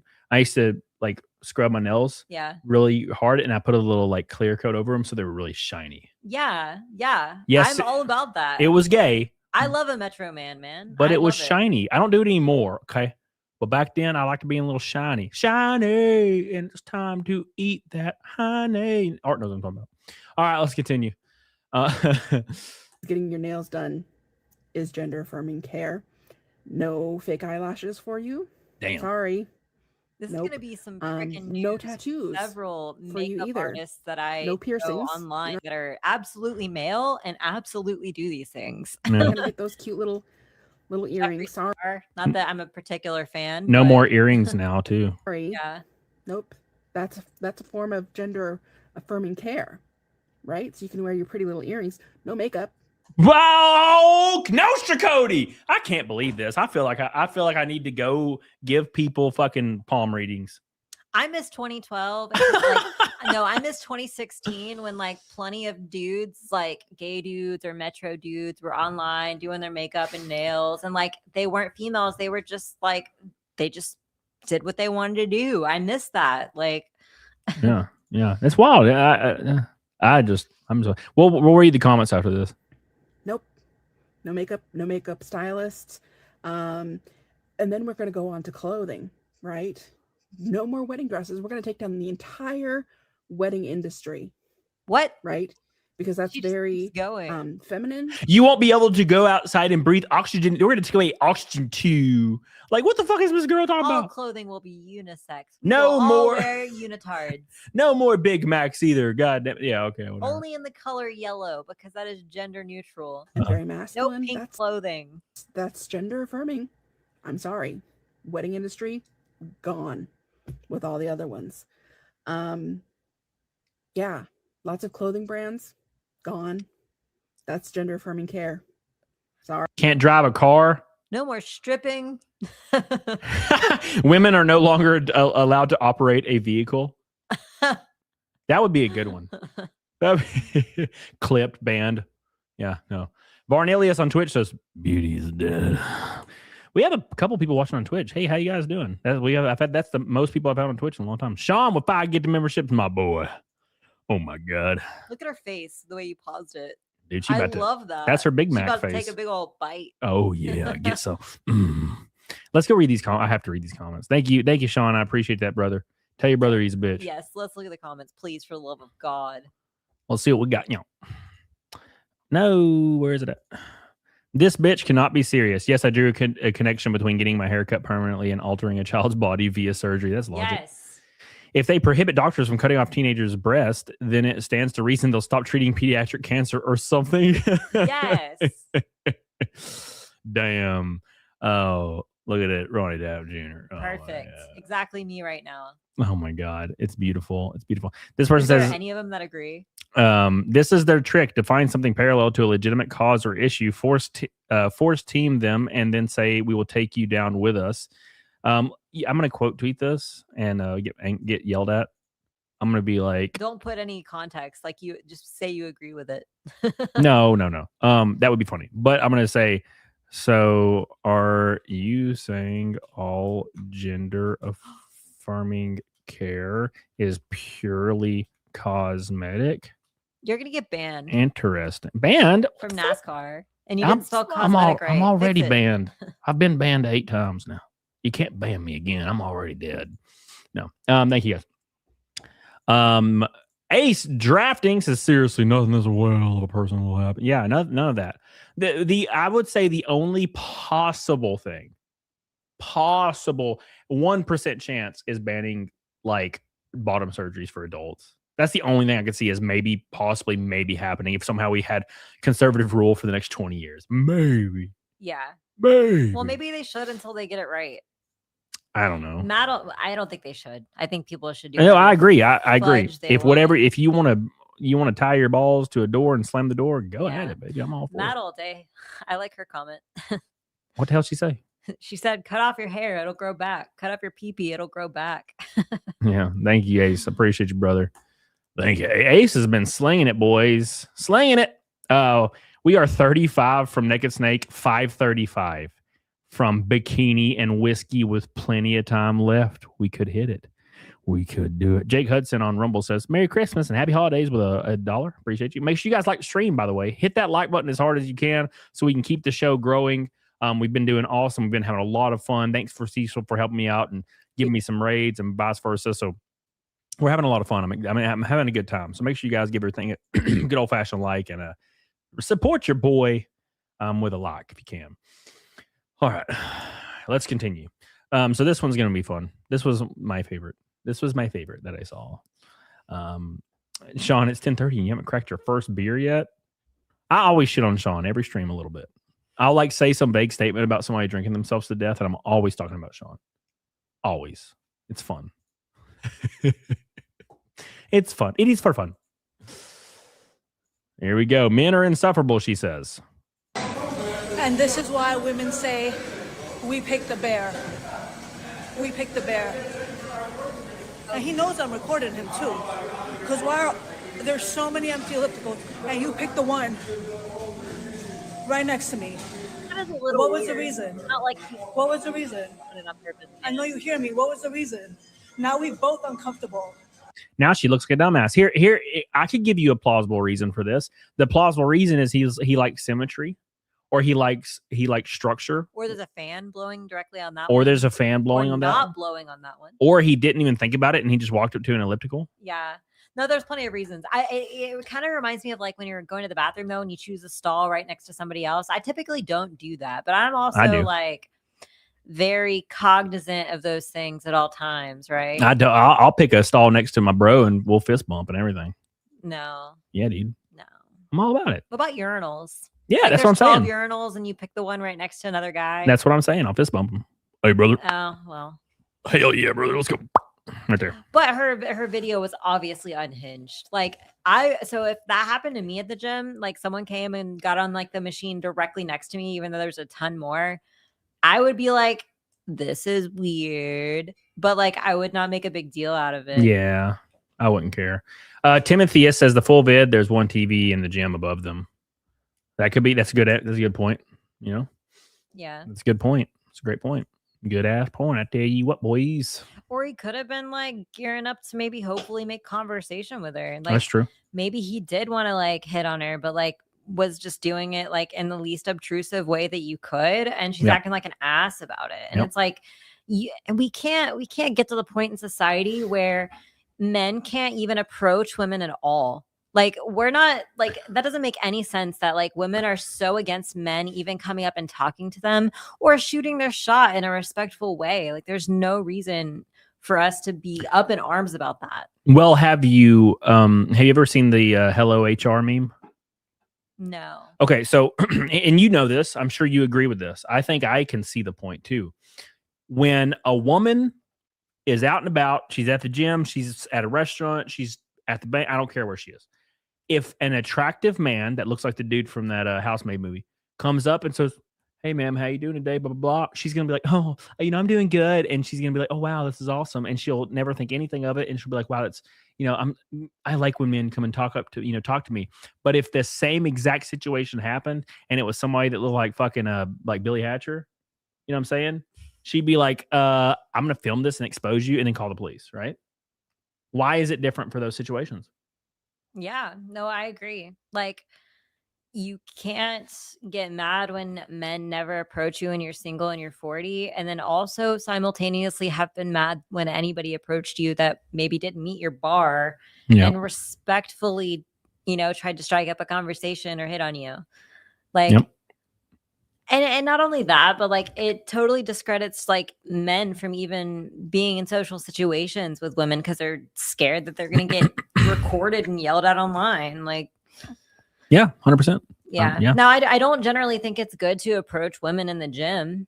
In that scenario, it's a little bit different though. I never do. If you're not like running, on a treadmill at like a fast pace and you're sweating your ass off, like if you're just casually kind of like on an elliptical, I feel like that's a gray area. But if you're like doing deadlifts or like she's doing hip thrusts or something, like don't crowd her. I don't think I've ever approached a woman in the gym. Yeah. Ever in history. There was actually a girl that was super hot one time and I always caught her looking at me, but I thought it was one of those things where it's a coincidence. Looking through you. Yeah. So, and then we did that all the time. And I was like, damn, like maybe she has a crush on me, but I'm not going to risk it. She moved across the country and she messaged me on Instagram like 6 months later. And she was like, "Hey, how you doing?" And I'm like, "Oh, what's up, girl?" And she's fucking smoking on. I know exactly who you're talking about. You do? Yeah. Yeah. Okay. Anyways, do you? I don't know if you. Anyway, so she messaged me and she's hot. And then she talked about how she always had a crush on me, and I was like, "Fuck!" It was sad. Yeah, that was like a year ago or 2 years ago. No, this was like 2017. No, it was that like young ripped girl that like wore that like No. yellow double. Oh had, yeah, like, no, that hair, happened. Phoenix. That happened as well, but this happened in 2017 with a different girl. And she came back for holidays, and I smashed. So it worked out. But she was also kind of like after a smash, I was like, okay, I'm TMF Squid says new insult just dropped. I can tell you're a C-section baby by the way you avoid labor. Oh my god, that's pretty funny. That's a good one. That's great. That's a great one. I like it. I love it. I want some more of it. I can tell Cody's a C-section baby by the fact that his head would have never came out of a vagina. There's no way. No, I would have ripped that bitch open. Were you really? Were you really a C-section baby? Yeah. Are you kidding? No, like that would literally be my mom would burst open like an alien. Like, you think I'm gonna like I'm gonna come out like that? That she would have died. I don't know. My 4'11", like tiny, like 14-inch waist grandmother gave birth to like 8 kids. So Well, that's because she had experience. My grandma did the same thing. She had 7 kids. She shot all of them out like bullets, but that was because she went around town a little bit. nah, my grandma was a virgin All right, okay, when whatever. she met her husband. Thank you, TMF Squid. Richard says it's better to approach in an alleyway at night. All right, okay, Richard, you calm down, brother. All right, But like, where else are you gonna approach women these days? When you think about it, like the only place like women go in person are like to places men don't go, or the gym. Like they don't go to the grocery store anymore. We got Instacart and everybody's spending bukus of freaking money having their groceries freaking delivered. yeah. And even then, like women are aggressive in the grocery store too. But like, where else? Downtown, like that's also an aggressive area. Did you see that?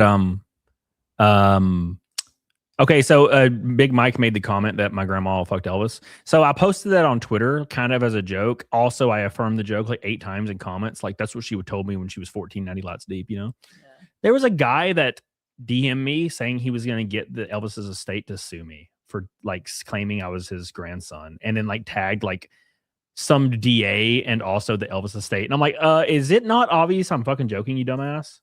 Well, it could actually be true though. It could. Shit. Hey.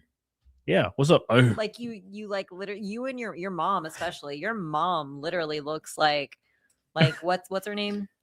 Lisa Marie. Well, no. Yeah, Lisa Marie Presley. I think that lady's way too young to be my mom's grandmother or mom.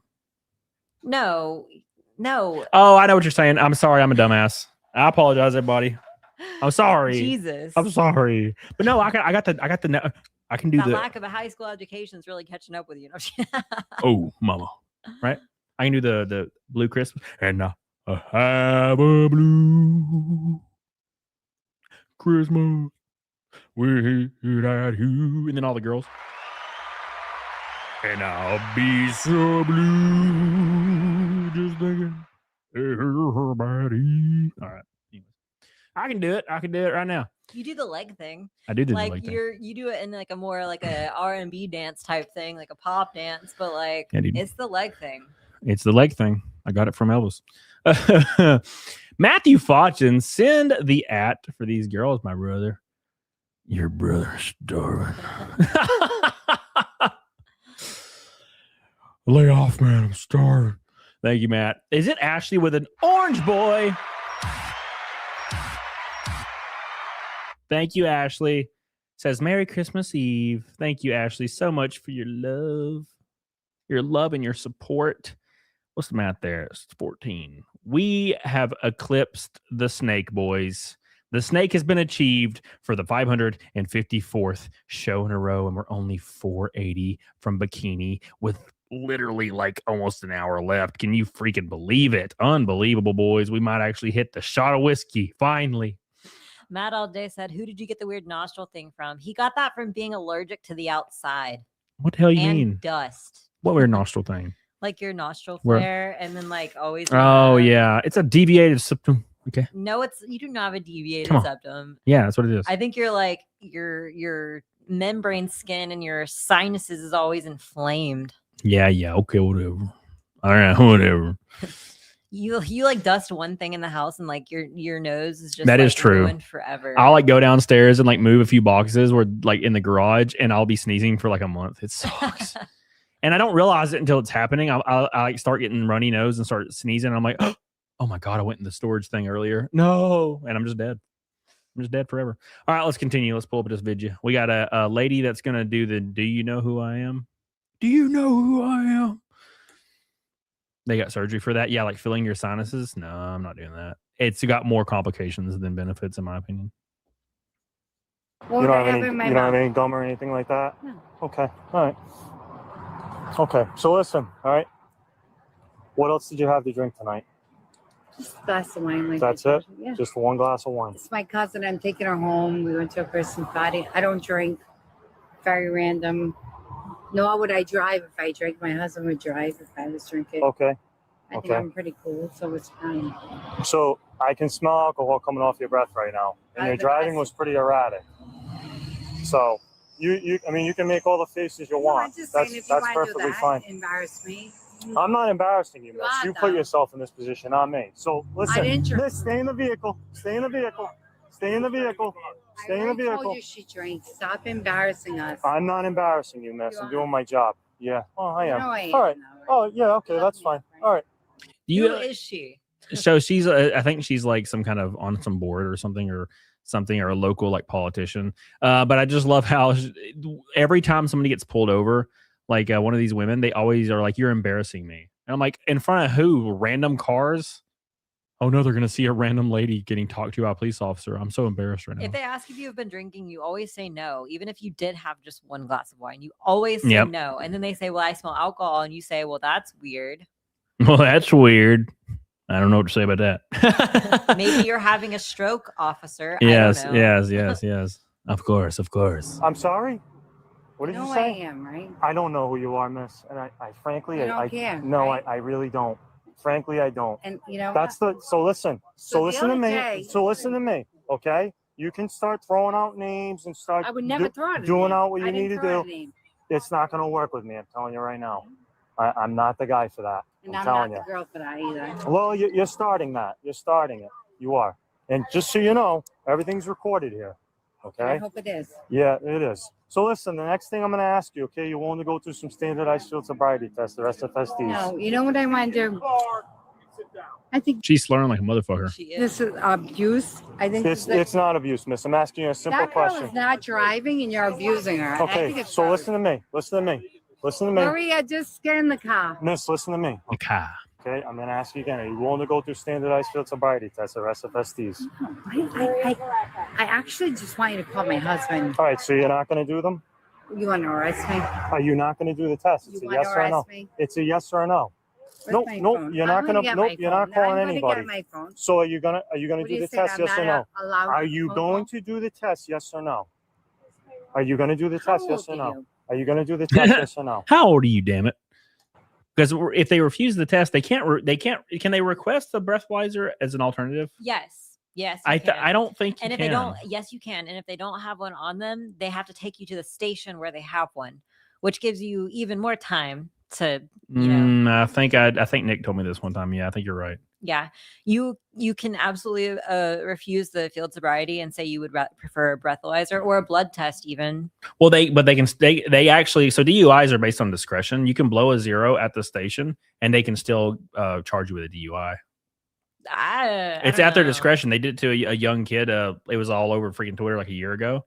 They made him come to the station. He blew a zero and he was like, "Well, I still believe you're intoxicated on something." Therefore, they charged him with the DUI. No, that means they charged him with a DWI. Oh, yeah, sure. So, anyways, I'll do the test. Of course I will. Don't stop the test until you've completed Between it. my cousin. Miss, do you understand? No, I'm talking to you. Miss, do you understand? I don't understand. Miss, do you my cousin understand? is yelling. Miss, and do you if understand? I do 8 steps or 7 steps, are you gonna? Miss, just do you understand what I just instructed to you? It's a yes or no. Did you talk to my husband? Is Okay. he on his way? Okay.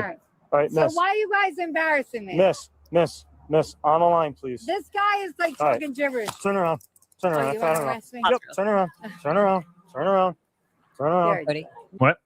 Ashley said, fuck people that drink and drive though. Yes, true.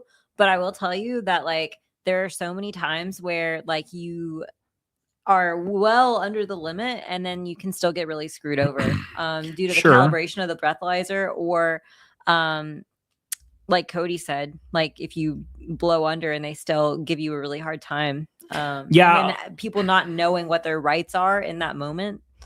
yeah, I don't know. My general rule of thumb is if I've had like More than one more or than two. 2 whiskeys, like within the last 20 minutes, I'm not driving. Yeah. But if I've had like 2 claws, getting some hot wings, and I sit there for an hour after drinking the claws, I'm gonna drive home. I'm like zero buzz, like zero. Like I know for a fact I do not metabolize alcohol fast. Like if I drink 4 drinks, I'm still going to be tipsy and kind of drunk like 4 hours later. I'm not gonna metabolize that in 4 hours. Yep. Exactly. 100%. Big shout out to all the boys getting us the neck and snake. We are now 485 from Bikini Goal with some whiskey. I look forward to the whiskey. I know you don't, but I fucking, man, I love it. I got a really upset stomach from that last shot. No, too bad. 485 away. Don't miss it. Don't miss it. All right, let's finish this one out. Yep. Okay. Look, Guy, give me the camera. You're a dick. Yeah. Like, I am not drinking. You're a loser. Stop. Yeah, how old Stop. are you? I'm a 50-year-old Stop. lady. You should be Stop. ashamed of yourself. I hope you arrest your mother. Stop. I hope they arrest your mother, too. Stop. I don't drink. Nope. Stop. All right, let's see who she is. So it says former Rhode Island Democratic mayoral candidate. God, she was just a candidate. She wasn't even the mayor. Ask cops, you know who I am, before being arrested for alleged drunk driving. Maria A. Busey, 51, is a former Cranston mayoral candidate and current chair. Okay, she's the current chair of the city's Democratic Committee, which means she can drink. And the rules there. It's funny how they even try to pull the card. Like, these rules don't apply to me. Okay, she was charged with DUI after a traffic stop. Court records say officers noted severely bloodshot, glassy, and watery eyes. The report said that Buki cried out that she had told her kids, if they ever become a cop, I'll kill them. Wow. Boosie was charged with misdemeanor DUI and released on a $1,000 personal reconnaissance bond. Damn, Boosie. What were you thinking, Boosie? Her last name's Boosie. Get that Boosie. Let me get a little taste of that Boosie, everybody. Rest in peace. That's pretty funny, though. Yep, the rules do not apply to me. Don't worry about it. The rules don't apply to anybody. Yep. Here's one that's going to be fun. We'll pull that up in a second. But Cicada Mania. Sorry, go ahead. Cicada Mania says, Merry Christmas. Another orange boy down the pot. One red boy from our Rainbow Night, by the way. Putting us we're inching closer to bikini. Ashley said, I will get fired if I drink and drive. Yes, off duty. And I've seen too many dead bodies because of drunk drivers. Yeah, it's usually like because of drunk drivers, not the drunk drivers. Like the people who are drunk in the situation usually survive. That's what's kind of messed up about it. I look like says it's actually pronounced Bucci. Yeah, we're gonna say Boosie instead because it's funny. Okay, we're gonna say Boosie because that's funny. That sweet old Boosie, that wet ass Boosie. All right. Oh, that sucks. Wet ass Boosie. That's not wet from fun. That's wet from not fun things. Oh yeah. Anyways, angry Boosie. Oh my god. Oh my gosh. Anyways, here we go. Let's move on to the next one. The L. Wait, where'd it go? So, okay, for context, this lady was live streaming, asking followers to donate to her Cash App, and hit a 58-year-old man, a pedestrian, and killed him. Wait, repeat that? So she was live streaming. Right, while driving? While driving, and hit a 58-year-old man and killed him. Oh my god. I don't know. It was weird. Like, so. Let me call y'all right now. Oh, What was that? She just saw a kid. I won't really be here long. I won't be on live until my mind is on full capacity. So just allow me that, y'all, because I want y'all to have the, want y'all to be able to have the part of me, you know what I'm saying, where, I'm not distracted or anything like that. Yeah, my Cash App up there if y'all want to support while I'm on mental leave. I don't like asking y'all for shit. But if y'all find it in y'all heart, and y'all want to support, my Cash App is right there. I just killed this man. Can you support my Cash App? Wait, ma'am, hold up. I got to see what she was charged with. It says she killed Darren Lewis, 59, as he crossed the intersection on November 3rd in Chicago. She was just taken into custody in Zion, Illinois, and charged with reckless homicide and aggravated use of communications resulting in death. Days later, McCarty Roten hosted another live stream asking for donations. Interesting. I'm guessing this was very recent. So I guess she hasn't went to trial or anything like that. Yeah, but she got charged with aggravated homicide. Is that what that said? She was charged with reckless homicide. Damn, brother, that sucks. That's pretty wild, man. That's pretty wild. Oh, that one's interesting. Oh, this is the guy. So this guy, or I believe this is the guy. Is this the guy? Hold on. Investigators in Palm Beach from Georgia pulled a blade from his jacket and stabbed Rita. Said he heard her say he stabbed me before fleeing into the woods. Interesting. So this guy just ran. Sorry, I'm like looking at a video right now. I'm looking at all these videos. I apologize, boys. Anyways, Illinois, she going free. Yeah, you might be right about that. What's up, Holocron? How you doing, buddy? Oh my God. Bleep all of it. Oh God, Art, what are you talking about in the chat, brother? 100% she's walking, charge and release. Yeah, you're probably right. I mean, that does happen a lot. I mean, that guy that hit that lady with a board with a screw in it, he had like, I think 20 something priors of assaulting people randomly in the street. And he just would get, it was like catch and release. They would just be like, all right, here you go. And they would just let him go. And then he would just attack somebody else, you know? And they basically, what they do is they keep doing this until they kill somebody and then they finally charge them or they finally put them in prison. They wait till they like attack 50 people before they go put them in prison. And it should be like, you spend a while, you get out, you get another strike, you spend a while, you get out, you get another strike, you stay for 25 years. Yeah. You know? Because like that's what would happen if the law was more preventative.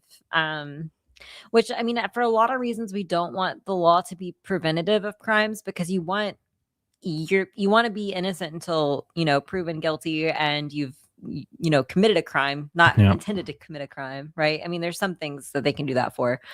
But in this case, it's like if someone just brutally attacks someone for no reason, it's not like, you know, both people were heated and they were going to get in a fight or something.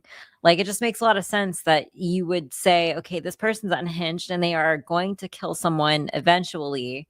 So either they need to go to prison for an extended stay or go through some sort of rehabilitation program. Like they need to be put in a mental hospital for a bit. Yeah. Let's see what this is right here. I can only imagine what this is about. Thank you again, Cicada Mania. I appreciate you. We're 460 from Bikini and Whiskey Goal. We're closing in ever so slightly. I appreciate you guys so much. By the way, do me a favor, and if you guys haven't, that's not the right link. If you guys have not, make sure you go and follow Allied Cloud on YouTube. They're my boys. Been supporting me a long time. They need like 13 subs to be able to stream on YouTube. So go subscribe. The chat, it's in the chat right now. The link, click it, hit that subscribe button, help them out, get them to 50. They only need 13 and then they can stream. So give them some love right there. All right. Here we go. Pull it up, boys. You are physically stronger than me. If you wanted to, you could kill me. Don't be scared. I have been having the thought that I feel so weird saying it. I don't even know how to say it. I'm sorry. You are physically stronger than me. If you wanted to, you could kill me. I would say that you would never do that. But like there is not a 0% chance of that happening either. This is literally would you love me if I'm a worm kind of shit. Yes. Yeah, absolutely. Would you love me if I was a worm? Starts crying. It's like, bitch, what is wrong with you? I just realized you could kill me. Yeah, we could all kill each other. What are you talking about? Yeah, so like she could stab him in his sleep, right? Yeah. So like I see what she's saying. She's saying that if there was an altercation between the two of them and it became extremely heated, he could get mad and like punch her one good time and kill her. Yeah. She's saying that he is physically stronger than she is. But the thing is, it goes both ways when you're in a relationship because you're in so many vulnerable situations that level the playing field. Yeah. So, like, if there's no reason to suspect or even think that your significant other has it in them to murder somebody, especially murder you, like, why are you freaking out? Well, it's like Captain Steaming says, she's probably like heavily on like SSRIs or like some kind of medication that's just making her wonked as hell. Yeah. You know? Dana Box says she needs help. Oh, that's for sure. Like these women who thought their husbands would never did. The reality of that has been weighing on me lately. And I'm scared to talk to you about it because I don't want you to like, get the idea to do anything. What? Oh my God. I love how In her case dude. you did, I didn't want to tell you in case you didn't know that I'm weaker than you like just biologically, that like, you know, you could kill me. If I told you, you might do it. She looks like she's like 40. I don't know, like what did you just realize this? And then you and I do have to say her husband, who is probably best friends with her boyfriend, is over here like, thank you for sharing that. Like this dude's fucked up as well. Did he say that? That's what he said. He just said that. Oh, Yeah. gross. Yeah. You about it because I don't want you to like, get the idea to do anything. You know what this is? So like some people create interest in their relationship by causing like Strife. strife. Yeah.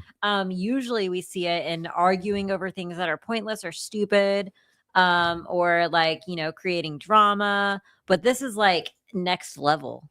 This is next level. Like these Yeah. people are like emotional vampires or something, and they're just like getting like nitty gritty emotional together over like stupid shit all the time and crying about it together. This reminds me of like when I was a kid. I was like a teenager, and I remember my sister was like 14 or 15 or 16. I can't remember. And she was like crying because like there were children like starving in Africa. She was on her period. Yeah, I mean, what I'm saying, it was like a highly emotional, irrational thing. Yeah. This is even more irrational. Yeah. Like, what are we talking about here? Thank you for sharing that with me.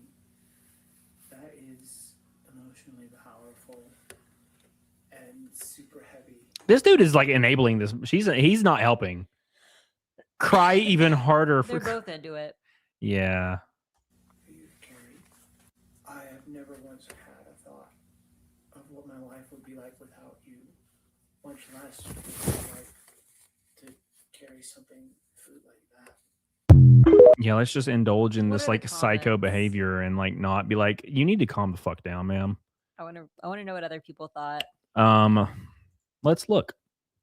So, hey, look, Marsupial. I'm betting she voted to allow men into women's locker rooms. Yeah, I wouldn't be surprised. Does she not understand that women could off their husbands too? Right, exactly. Like men are in many vulnerable situations when they're in a relationship. TikTok therapy content is a whole industry of victimhood. Being a woman is not a personality trait, it's biology and plus choices. If your husband is confused, it's because you're speaking in vibes instead of facts. Oh Yep. God, yeah. A lot of women do that.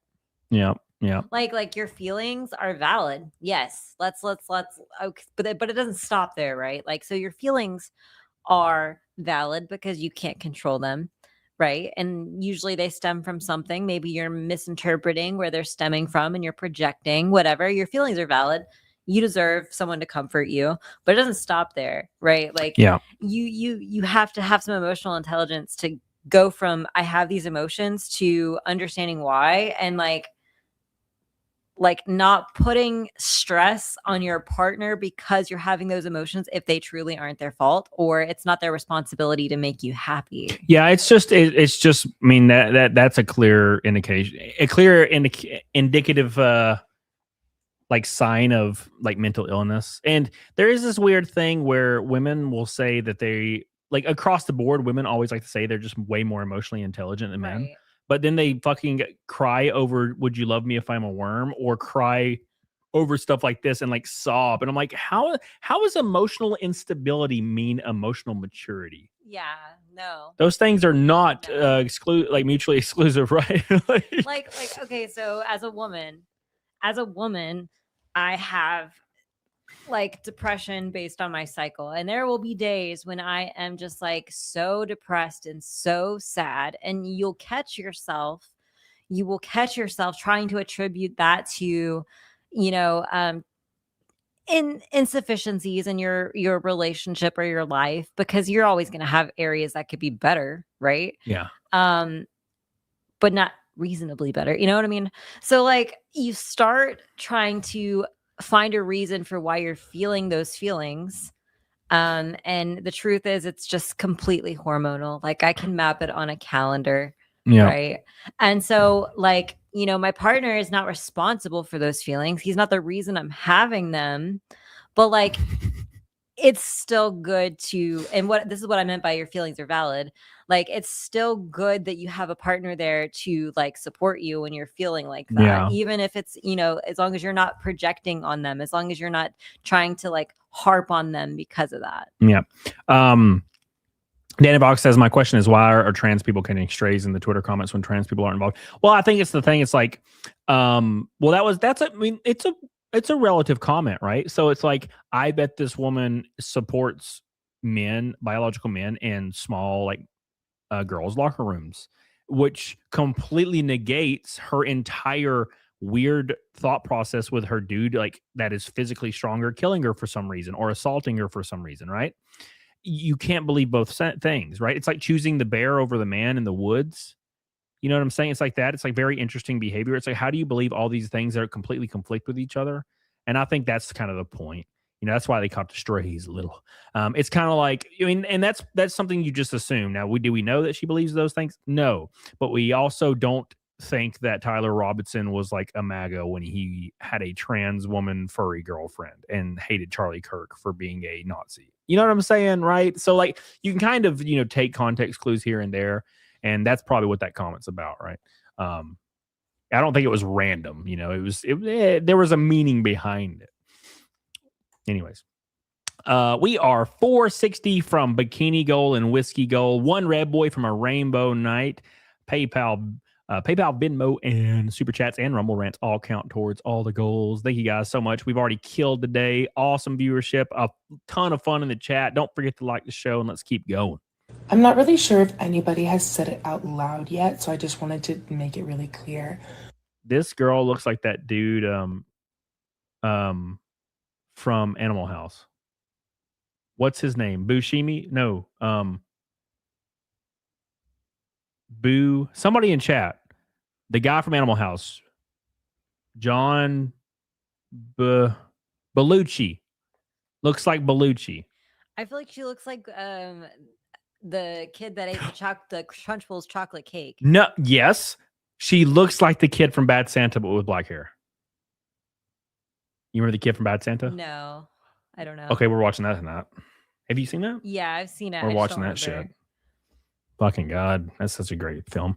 Richard says, they own everything. I don't want you guys to get the idea to do anything. Your favorite Austrian painter. What? What? Oh. Oh, that's funny. Oh. Your favorite Austrian painter. Yeah, that would be such a funny party joke to just buy prints of all of his landscape paintings, or like 5 of them, just like randomly put them up. And see who notices. That's a great landscape painting. What is that? It's like, oh, he's an Australian painter. It's really nice. No, I bet those paintings are worth like the originals. The original. I'm saying prints, obviously. Oh, yeah. I got $8. I'm saying it'd be hilarious, but damn, who would recognize it? Though? Very famous Australian. I feel like the people that would recognize it are the type of people that like would take it seriously, not funny. You know what I mean? Like the people that would take that'd be like, I like that painting, and you're like, it's a joke. It's a joke, man. It's a joke, man. It's totally a joke. Don't worry about it. You're being weird. Yeah. All right. 450 now from the Bikini, the closest we've been in a long time. One red from a rainbow. Oh my God, we're closing in, boys. Here we go. The reason why no one is having sex right now is because she's projecting. There are so many men who are so conservative, because what are you talking about? You're looking for a relationship. You're looking to date a woman, and you voted for someone who wants to take away her right to health care, who like sexually assaulted women, who doesn't believe that like protection of women is important. Why does she have the voice inflection of questions at the end when she looks like this? That's usually a hot girl thing. Maybe she used to be a hot girl. Doubt it. I don't think so. No. So like, that's cheap shots. No, everything she's saying is, I can understand how some women would, even non brainwashed liberal women would have this argument, but I think that of the two options, so here's the thing. First of all, Trump did not like federally ban abortions. He just made it a state matter, right? And second of all, like, you're talking about such a small minority of abortions, because pregnancy that happens because of rape, like, there are plenty of those that the women actually don't terminate the pregnancy, Yeah. right? And then also, like, how often is pregnancy a result of rape? It has to, like, the stars have to align. Getting pregnant is a lot harder than you think it is. Like, there is a time window every month for a woman to get pregnant. Yep. And also, generally, when you get raped and you go for a rape kit, they give you, like, essentially plan B. And I don't think plan B has been outlawed. Like, I still see it on shelves Yeah. in stores. So it's Nah. it's like, it's the hoops you'd have to jump through to be a woman who was raped, and then, like, you did everything right and then you still end up pregnant and you have no options. First of all, that's rare. I don't know. Well, okay. So to be fair to her, she says you're voting for conservatives who are attempting to take away the right to health care, meaning the right to abortion. I wouldn't say it's out of the realm of possibility for a certain amount of conservatives that they actually do want to ban abortion across the country. And I, to some degree, I don't really like that. I kind of agree with pro-choice just No, I because, agree. Yeah. But on the other hand, like, it is not that hard to not get pregnant. That's Like, true. It's just, it's a woman's responsibility, unfortunately. And it is another thing that's laid in on us to protect ourselves. But you just do it. And, like, Yeah. if you try your best, I promise you, like, you're not just gonna randomly get pregnant. It's you're gonna be like a crazy minority if you do everything right and then you get pregnant. What's up, Akusha Smith? Well, here's what I would say. So, I generally agree. I'm not in favor of banning. Now, the biggest issue about abortion, since we're on this topic, is there's a subset of the population that use it as birth control. I don't think anybody does that. It's expensive and it is painful. Somebody does it. Somebody does it. Somewhere. Somebody Yeah. does it. But we're not, I don't think we should make any laws based on, like, some small, like, minority I agree. percentage. And even in this case where it's kind of, like, abominable for someone to just, like, willy-nilly go get abortions to get out of having a baby and not doing birth control instead. Like, yeah, that's really awful. Well, but, like, the few freaking people that would do that anyways, it's like that's not a good reason to make any kind of legislation. So I'm generally pro-choice, and I also agree that it should be completely allowed in cases of grape and incest. And also preferably. Yeah. And also that, it would be disingenuous to say that there aren't some conservatives out there that are, maybe they're not putting laws in the books, but their talking points is like arresting women for going across state lines to get abortions out of state. That's fucking retarded. That's stupid. Yeah. So women that are doing that, they're already jumping through hoops to go get it done. You've already created the type of boundary you need to further keep women from doing it willy-nilly, right? Yeah. Like, so first of all, it's expensive. Second of all, it's very painful. Third of all, they would have to go to a different state. Like, you've already created, like, a trifold boundary to keep women from utilizing it willy-nilly. So why, I don't know about banning it, federally. I feel like that's, and I don't think women should be prosecuted for crossing state lines because I agree. Yeah. Yeah, but I understand the premise of like, bro, just don't get pregnant. Like, it's really not that hard. This is one of those issues where I'm a little liberal on, you know what I'm saying? Yeah. Hell yeah, brother. Come on now. Where are my fake titties? All right. Let's continue with this real quick. We got about 30 minutes left on this show. Big reminder, we're 450 from Bikini and Whiskey goal. 450 from Bikini and Whiskey. Cody the fucking lib. Anyways. Now, in the instances of like children, bro, like that's an easy legislation to make that anybody under the age of like 18 can get an abortion. Why can't that be a thing? Yeah, I don't know. I mean, there's all kind of parameters around it, but a lot of people think in black and white, right? So like, I get that it's murder, but also like in those cases under 18, like you're ruining someone's life, and also it's probably from nefarious reasons. Yep. All right. And you want to date a girl? I can't date you. You hate women. I can't date you. For one, no one wants to date you there, John Belushi. And also two, Belushi, she's wearing a blue shirt. Okay. So here's the thing. I think this woman fails to recognize that there are female conservatives. Yeah. She's like, no woman's gonna have sex with any conservative because they hate women. And I'm like, more for us. Yeah, that's there's like, yeah, you got like 35%. Y'all narrow your dating pool so you can be 40 and childless. Thank you. That's like 38% of the population. You're like, I get all the dick now. Yes. Miles of cock time. Miles of cock. And it's not that I wouldn't want to. You seem really cool. Your interests seem really cool. I like that your muscles are huge. I love that. But you hate women? Did she just say conservatives are jacked? I think she did. Nice. I agree.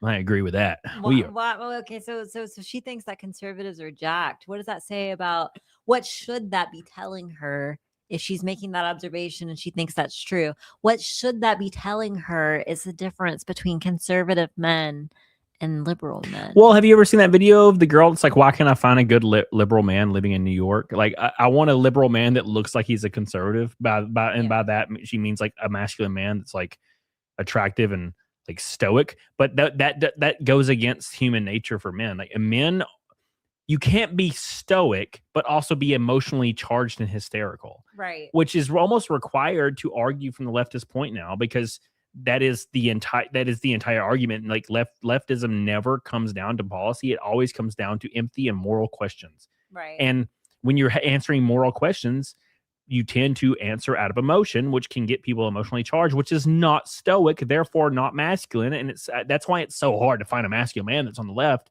And there are the ones online that get the 100K likes. It's like, they say there's no jacked Democrats or liberals, and I'm one of them. And he's like in a gym, like flexing. And I'm like, for one, if this is true, weird. Two, like, he's probably one of the crowd talk about the feelings guys. And three, you got 100K likes. You kind of getting paid for this. I feel like it's nefarious. Yeah. It's just like Harry Sison, who works for the DNC, posts all this cringe bullshit all day about the DNC, but also in the behind the scenes, he was soliciting a dozen girls for nudes like every day, like trying to get nudes from girls on Snapchat. Why? Because he's fucking like 19 or 20 or something, which is what 19, 20-year-old guys kind of do. Probably shouldn't, but that's kind of what they do, which means he's charged. He wants to bang some chicks. He wants to bang hot chicks, which is a very normal man thing. But then it comes out that he was soliciting all these nudes, and it was like a big deal because liberal men don't do that. His biggest talking point was how much he loves women and conservatives are evil towards women. And then he gets caught doing that. And I'm like, kind of sounds like you don't believe anything you're saying, buddy. Right. And I would say it too. If I was getting paid $500,000 a year by the DNC, I'd say the same shit. Let's go. Matt All Day said there are some big problems with the restrictions that have nothing to do with trying to get an abortion, but the way women who've miscarried are sometimes treated in those restrictive states. Yeah, that's very true. But I don't think there's going to be a way around that either way. So like, even if abortion was legal, like it generally is only legal up to a certain point. Yeah. And then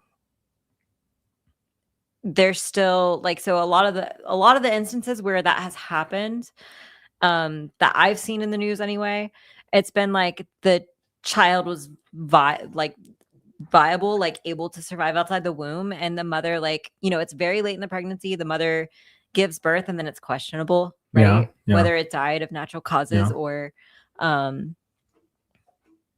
whatever. So I mean, like, you would have to have an all or nothing, like, a stance on abortion in order to accommodate that. And again, that's like, you're talking about like a very niche set of like instances where that's happened, and there's so many sensationalized posts online about that happening, and it's like, when you look it up, like, no, there's not that many, and a lot of the ones that people are claiming happened are fake. So Junebug, I tried scrolling up to see what you said about abortion, and I can't fucking find it, man. You said you want, like, what's your opinion, or you wanted me to talk about your opinion. I don't know what your opinion is. I can't see it. I scrolled up for so long. Anyways, let's continue. We got a little bit more. We got about 25 minutes left. 450 from Bikini Goal, which we've only ever hit once in the history of the channel so far. And Bikini Goal also gets a shot of 130 proof, 7 years, 2 months, and 4 days, well, longer now, aged Booker's delicious fucking bourbon. And it fucks you up. It's great stuff. Get on it, doggone it. We're 450 away from that. And you'll get to see, finally see PDH's ass, because she didn't show it last time, because she's bitch. All right, anyways. Let's continue, boys. Let's make music together. Yeah. Oh, by the way, Allied Cloud is only 9 subs away from the 50 goal to get their channel to where they can stream on YouTube. It's right here. Please, it's in the chat. Go subscribe to my boys over at Allied Cloud. They even have a picture of my race car because they sponsored it at Phoenix. Give them some love. Support them for supporting your boy. Their link's in the chat. Let's get them 9 more. 9 more. Let's move on to the next one, boys. Thank you, guys. Thank you, guys. All right. Anyways, let's avoid that one. Let's avoid that one. Let's avoid that one. There's a little that are a little too spicy. I'm like, I don't feel like talking about this. Oh, my favorite. Me and Sean talked about Don Lemon last night. God, this guy sucks. I got a little bit to say about him, but so Don Lemon, it was an anchor on CNN back in the day. Of course, he got fired for saying that women get older and like less attractive, or I don't remember, but it was hilarious. So he started his own channel on YouTube, and literally no one watches it because no one really gave a fuck about Don Lemon. It's one of those things where cable, you have all these people on cable news or cable shows, and they were doing their show because they auditioned or they got the gig, and that was force fed to you. So they got this inflated sense of, oh, people want to know my opinion. So and then he gets fired and starts a YouTube channel, and no one watches it because no one ever wanted to watch Don Lemon. It was just he was he was on there, right? So that's always satisfying to see. Polar opposite is Tucker Carlson. He breaks off and fucking breaks records every time he does something because he's kind of funny. he does look like a little old lady. He just needs like a wig. You live long enough to die a jacked man, or are you either die a jacked man or live long enough to look like an old lesbian? You know what I'm saying? That's how it be sometimes. That's how it be. Let's see what he got to say, brother. Here we go. Donald Trump, hear me clearly, is in the Epstein story. He is in the Epstein files. That's not up for debate. The only question is why the Justice Department seems so determined to make that fact as unclear as possible.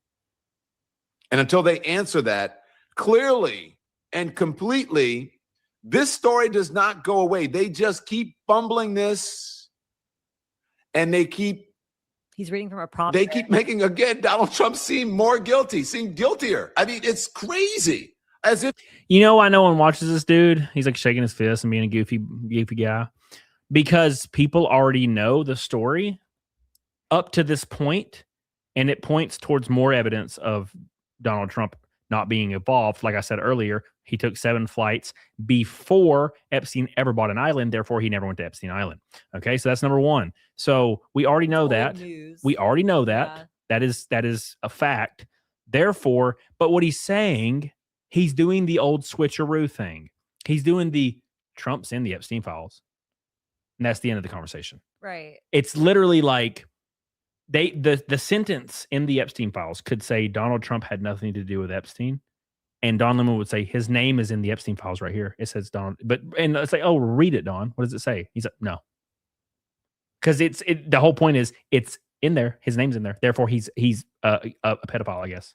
Right. And we don't know if he's not. Right. Keep in mind, more could be coming out in the future. But as of right now, there is no evidence pointing that direction. But they keep saying this to trick the headline readers, the dumb people that literally don't read the body of a story, to just be like, oh, and then they go tweet it. No, he's in the that's too far, because they don't research. They don't care. Again, it's all about the win. It has nothing to do with the truth. The truth is irrelevant. Right. You know, all the evidence was redacted, Richard.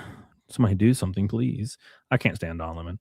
Oh my God, look at Cooper's profile picture. It's a German Shepherd. I'm mad as hell. I'm not going to take it anymore. He looks so cute. I love how I just picture the dog saying it. Yeah, I'm mad as hell. Too. I'm tired of this. Loki's always mad. He is. Stressed and mad as hell. Stressed and mad. All right, boys, let's go. Let's move on to the next one real quick. We're having a lot. No, don't hit home, you bastards. What have you done? Ally Cloud's only 6 subs from 50. 6 subs. Plot twist, Lemons in the files too. No. That'd be funny. All right, let's see what this lady has to say. So would you be okay with London being 90% Muslim? If it happened, yes. Yeah, why not? Whatever. And it might be better than having a load of fascists. Yes. And what do you think about Sharia law? What do you think? Sorry, that's funny. That's funny. It's kind of funny. About Sharia law. It's not my business. I'm not a Muslim. But it would become your business if London becomes 90% Muslim. Well, I shall respect them. Baby, you're going to be put to death. Hold on. You'll respect Sharia law? I respect other people's beliefs. But will you respect Sharia law? Will you live in a city governed by Sharia law? Would you want to live in a city where it's okay to beat up your wife? I choose where I live, so I wouldn't live there. Have you ever? Hey! She was like, well, I'll just leave. They can all die. They can have my city and I'll leave. And I won't stand up for all those women that are being corporately punished. It is kind of interesting to see people advocate for the destruction of their own heritage. Right. Like she's probably lived there her entire life. And she's saying, here, they can just take my home and I'll go somewhere else. Like, what? Yeah. Yeah. She wouldn't have to live long enough to get murked by Sharia law. Yeah, it's true. The irony though is people used to talk about how women are treated in the Middle East all the time, especially when it came to female circumcisions and things like that and women's rights. And now they're saying that's not my business. It's part of their religion. And I'm like, how did we make such a drastic leap from not wanting an entire 50% of a population being oppressed to and a lot of those women don't feel like they're oppressed. They were born into it and that's what they want. You can't save them. But how do we go from that to actually I not only don't care, but now I want them to be doing it in the house next door. That's so crazy. Well, now to be fair to this woman, she's probably just saying, yes, I am good person. Don't care. Let everything die. It doesn't matter to me. Right. Because she's just saying the thing. She's just saying the thing. She doesn't actually care about what she doesn't even know what Sharia law is. Yeah. She's like, I choose where I live. So, well, they're also, they're refugees, but they're also choosing. Ever been to Whitechapel or Bethnal Green? I have. What do you think about Whitechapel? I can't think now because I live away from London. I haven't lived in London for years. Well, good thing she's marching in London for these things then. So you're okay with being a minority in your own country? Of course. Yes. Of course. Absolutely. We are a minority. I am a minority. I'm a mongrel. We're all mongrels in England. Yes. We're a mixture. You're not a freaking mixture. You are white. That lady's kind of funny though. I feel like she was just tripping balls, I think she was just trying anything and everything. Yeah, she was just saying and to be fair, that's a lot of people. They don't really have any they don't know what's going on. They're just saying whatever. Yeah. They're just saying whatever. I support my side, and it's like, okay, well, your side is okay with this, and she's like, I don't care. Fuck it. If it gets us the win, I'm cool with it. Totally fine with me. Doesn't bother me even a little bit. Oh, this is that fucking video I wanted to show you. Make sure you guys like the stream. By the way, we're almost at 300. Appreciate you guys so much. 450 away from bikini and shot of whiskey. Booker's whiskey gold. We're right there. We're the closest we've been in like 2 weeks. The closest couple red boys, and we're there. And a red boy is a rainbow night. We got almost everything locked down. All right, here we go. So this is completely random. What's up, Mad Cecilia? So this is God, I always hated this fucking kid on that show because his face. Yeah. But his name was Cookie on the show. And this is the other kid from Ned's Declassified. So they found this kid living on the street, like just cracked out of his mind, right? So Cookie sees this, the actor, and what's fucked up his name Cookie. You ever think about that? It's kind of fucked up, right?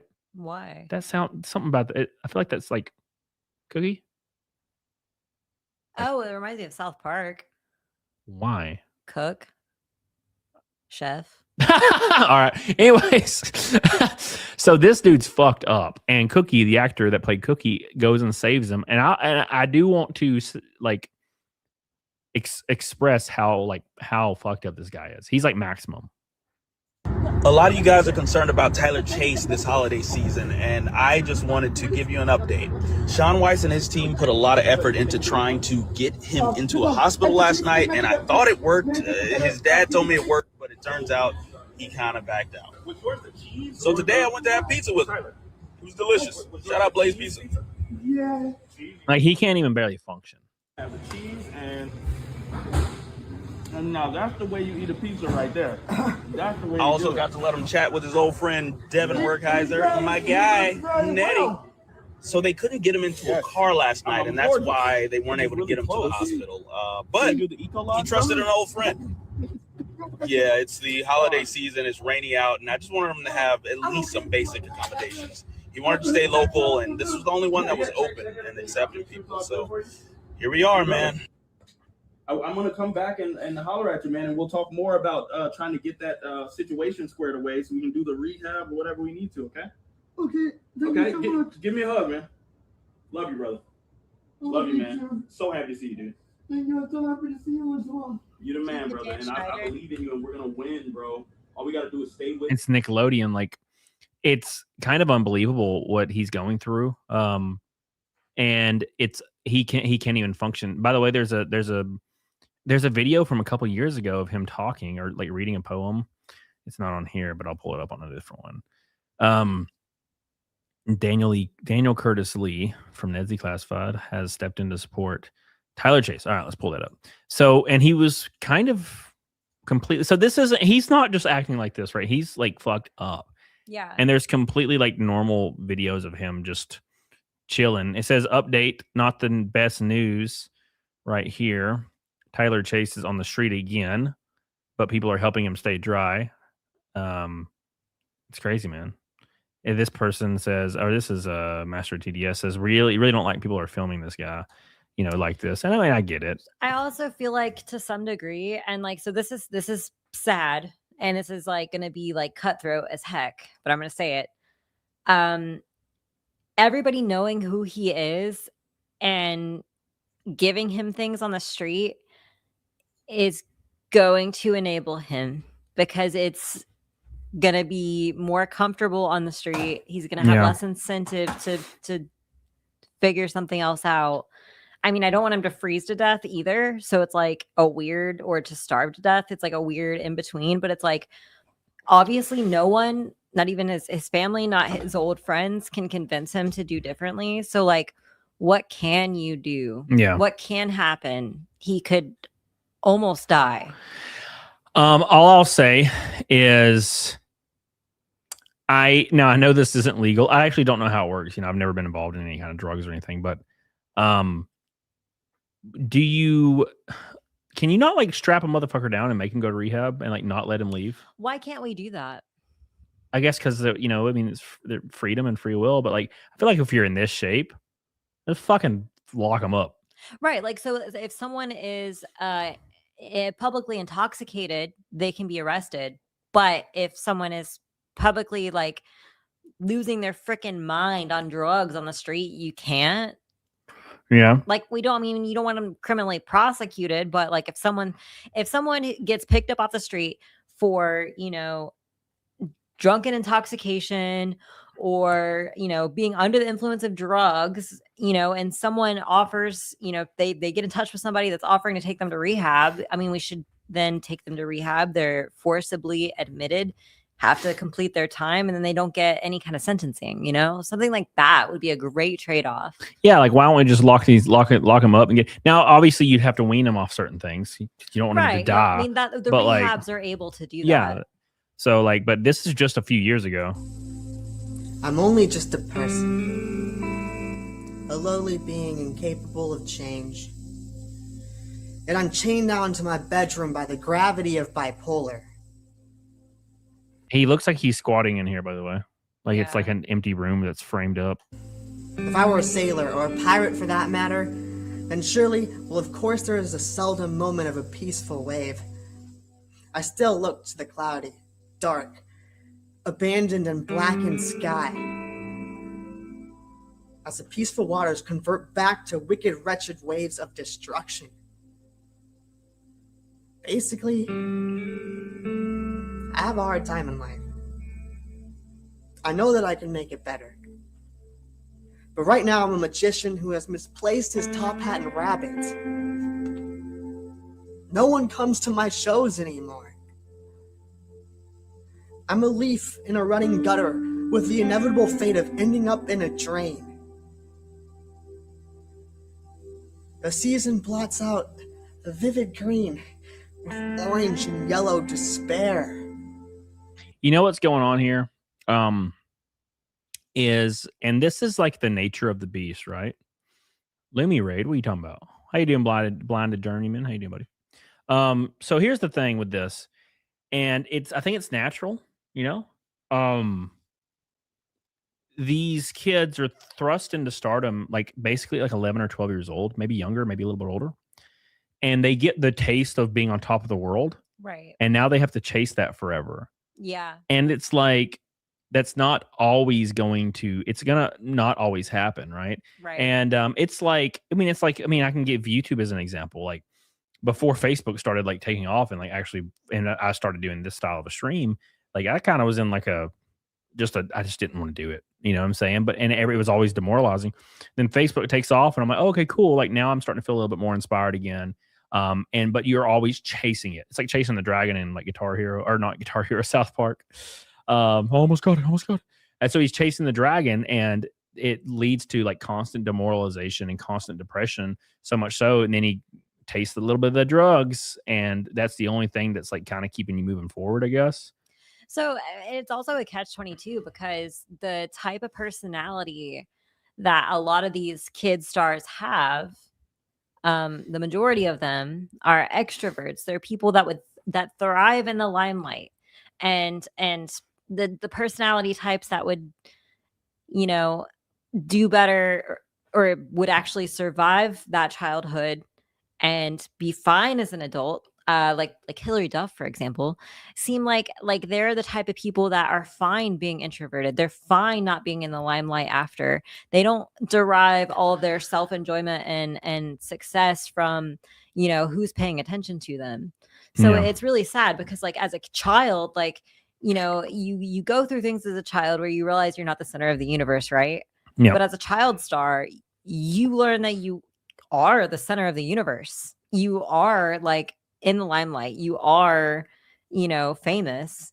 And then as an adult, you have to rewire that somehow. Like that's the issue. Yeah. And a lot of people don't have the perspective, and it's hard to take the perspective taking is not easy. Right. Team and Squid says, sadly, people like this are a lost cause until they want to change and get help. No amount of rehab or institutional help will work out. No, and you're completely right. There's several people that suffer from smaller ailments, smaller vices, bigger vices that have less effects.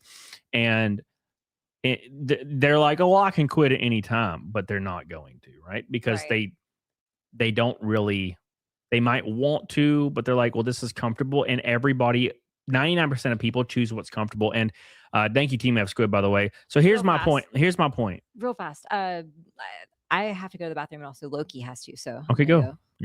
So real quick, I saw somebody in the chat. Where'd you go, Jeebus? Jeebus says, oh, Jeebus. Jeebus Cross, that dude needs a good kick in the pants. Life sucks. Deal with it. Well, see, that's the issue. Is it's an interesting perspective. So a good example is Kurt Cobain, right? So you long for more.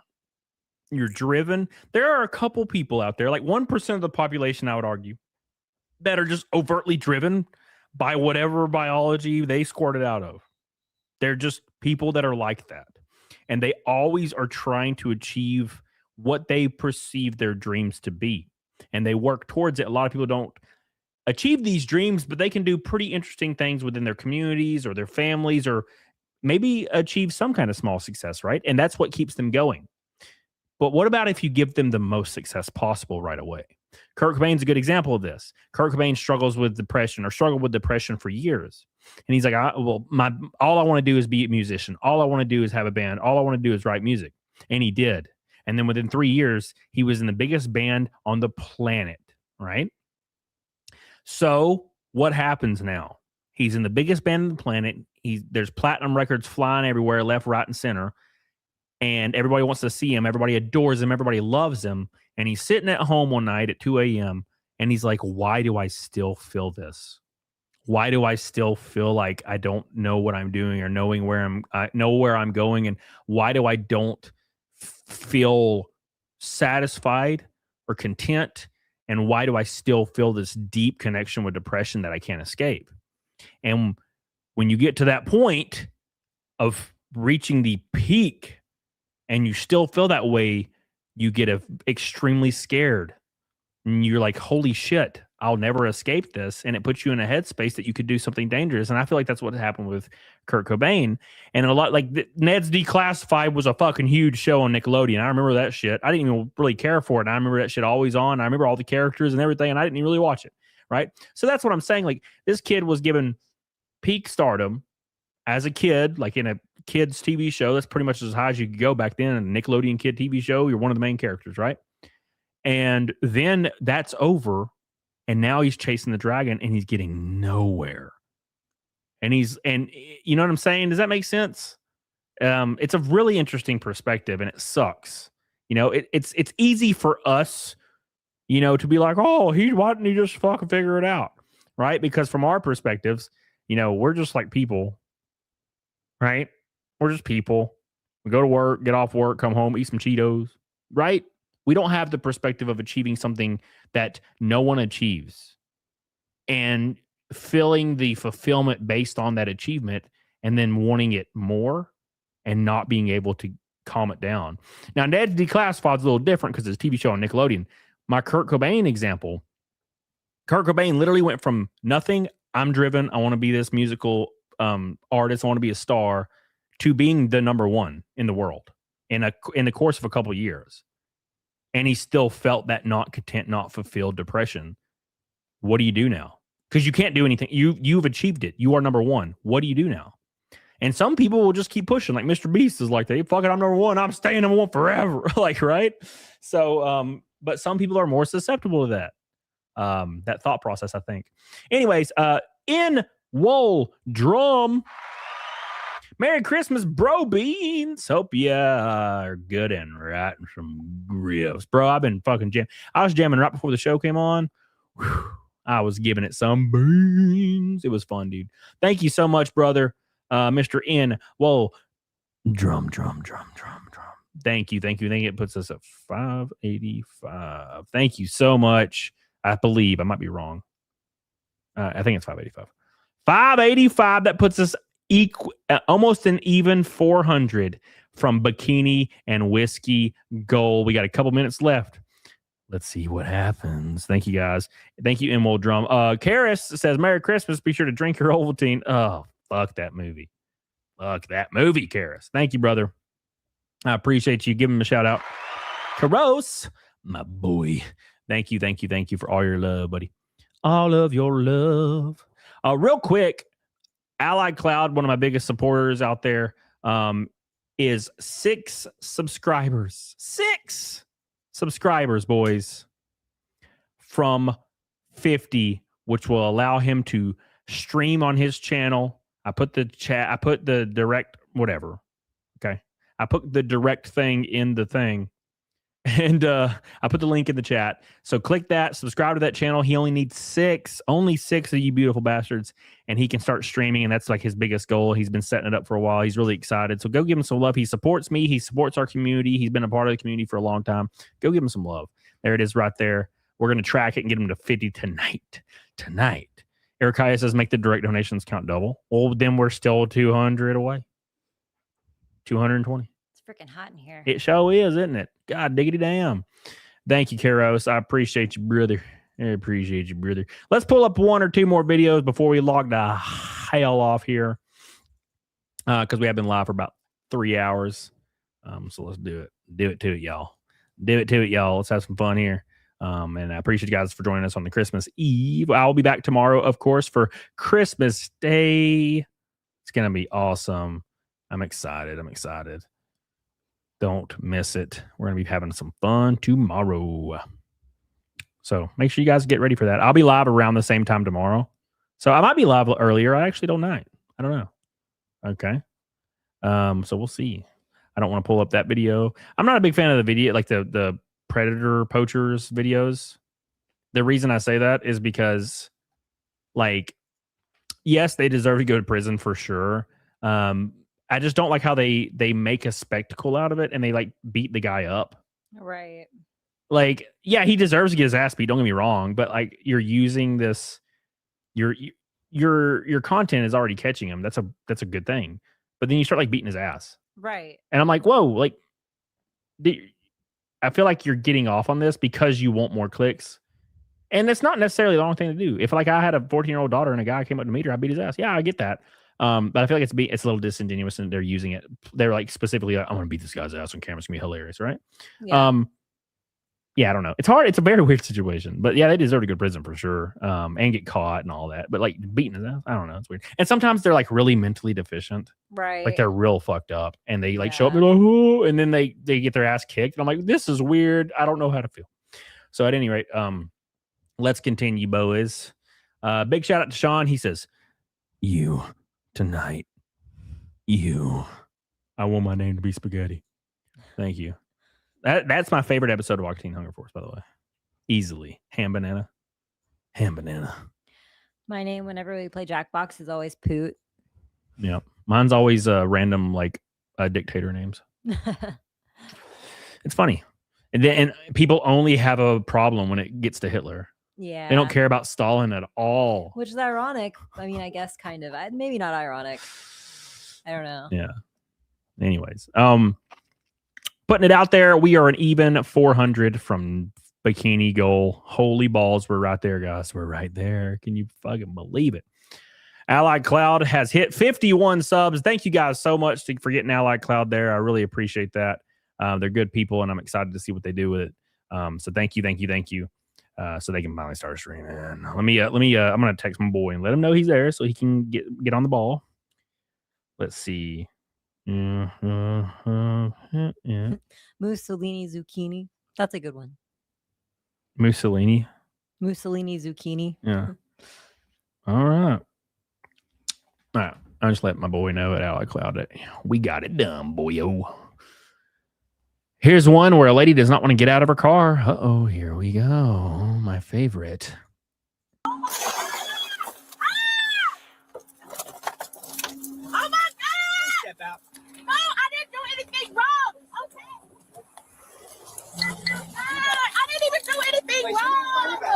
What am I don't understand why I was being pulled over. Can you show me the speed I was doing? Hey, I was on 53 and a 35. Can you show me? I'm asking you to show me. Be on the camera for court. I know. I want to see the camera now. I can't do that. Can I see your? Can I speak to your supervisor? Sure. Do you have your driver's license and insurance? I'm asking for a supervisor. I'm asking for your license and insurance. I'm asking for a supervisor. A manager. She thinks she at Walmart right now. Ma'am, I've asked for your ID repeatedly. So you don't have an ID? Ma'am, it's going to go on completely different. That was on you.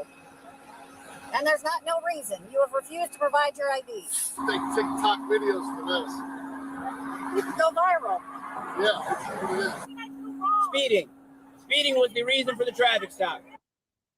And then she gets it's always so weird when it's like, I'm not gonna comply even a little, and they're like, fuck it, we're dragging you out. They're like, whoa, I did not expect this to happen for some reason. Like, do you just think you're gonna get let go? I don't understand. Is this your first traffic stop? If I just don't do anything, just let me go, right? I don't understand the mentality. They'll just let me go if I just don't do anything, correct? I'll just be able to leave here, right? You know what, though? I feel like it probably has worked before, and that's the issue. I feel like there are lots of instances where cops these days are probably nervous to be involved in any kind of altercation. Yeah. And so if they find somebody or they pull somebody over that's extremely problematic, I feel like there probably has been a lot of cases where they just don't even get involved and they just let them go. And so, I mean, that's the only thing that makes sense to me as to why we might be seeing like a pandemic of this stuff, like why there's so many of these videos online. Yeah, I don't understand it. With such confidence too. Yeah, it's like I know what I'm doing. I'm like, I don't think you do, because like when I get pulled over, I just do whatever they ask. License, but here you go, here you go, here you go. Here's your ticket. Cool. Have a good day. I don't give a fuck. Like whatever. I don't. Maybe it's like maybe like she wanted the confrontation. Maybe it was fun. I don't know, man. It's hard to say. You know, it's hard to really explain what the fuck's going on here. It's hard to explain. Anyways, never mouth off. That's yeah. Just trying to piss people off is only going to make things worse. And my goal when I get stopped is to make the officer feel so welcome. Yeah, I feel. I'm like, hey, I feel what's up? bad that they're Yeah. like, you know. Yeah. I don't like confrontation, so I just kind of assume that they don't. Yeah, You know, how you which doing? They probably don't Yeah. care, but It's all good.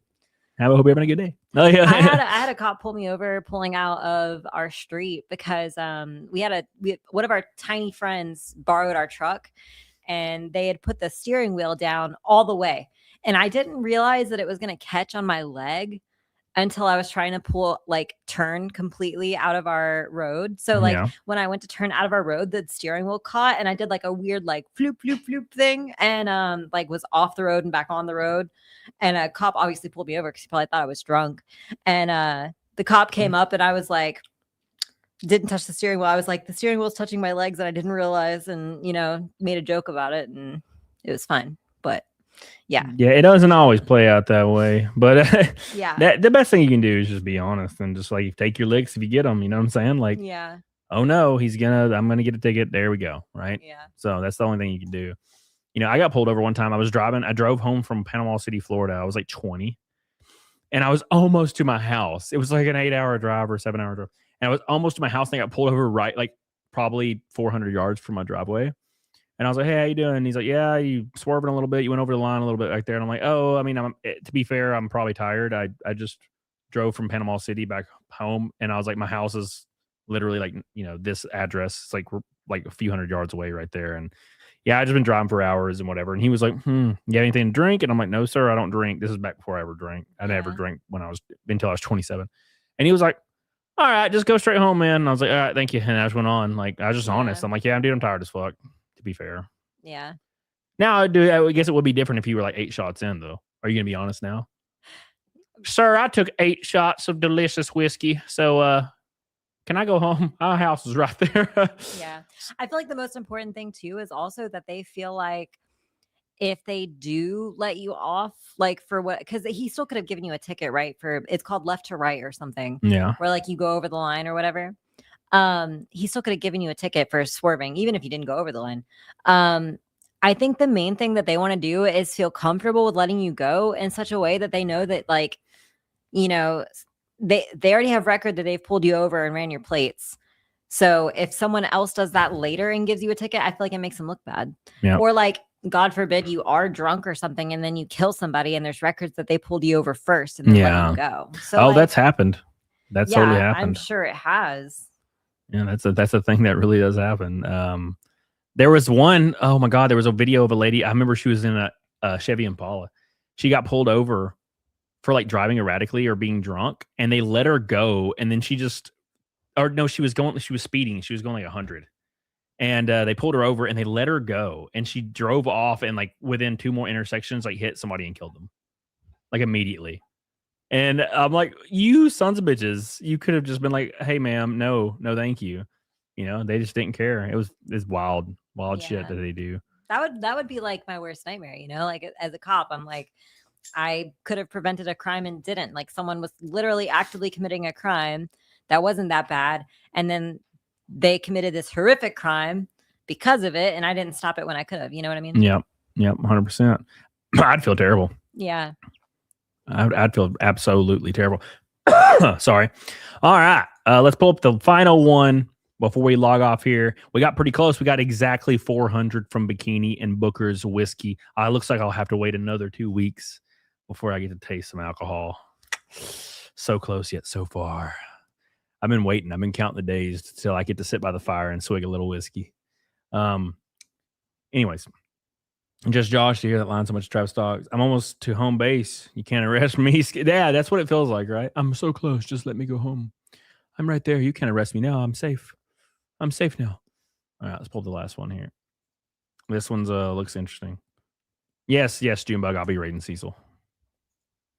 Here we go. Do it! Do it! Do it! No fucking balls! If you're gonna threaten me, you're gonna phone about the threat. You're the one who just fucking threatened me. You're the one who just fucking threatened me. You just fucking threatened me. Tony, will you go get the teacher? You don't get dropped acting like that in the real world, bro. You just fucking threatened me. No, you're rolling. You just Sit your ass fucking down. threatened No, me. you're rolling. Sit your ass down. No, you roll. Sit your ass down. You just. Oh, That's Jesus. No. That's it. He's running somewhere else. Where'd he go? No, everybody out. Fucking it. Not the chair. Please call security. To be fair, that was a little unfair. Like the teacher was holding him back and he got decked. No, but he's being a psycho. Yeah, well, I mean, the other guy was also taunting him. Fuck him.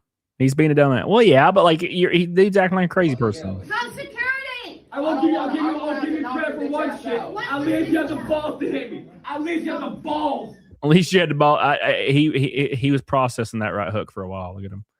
Watch him. He took that like a champ. Yeah, like the teacher had his arm. You just. No, sir. Look at him. He's like, damn. A whole second, and he's realized, damn, I just got knocked the hell out. No.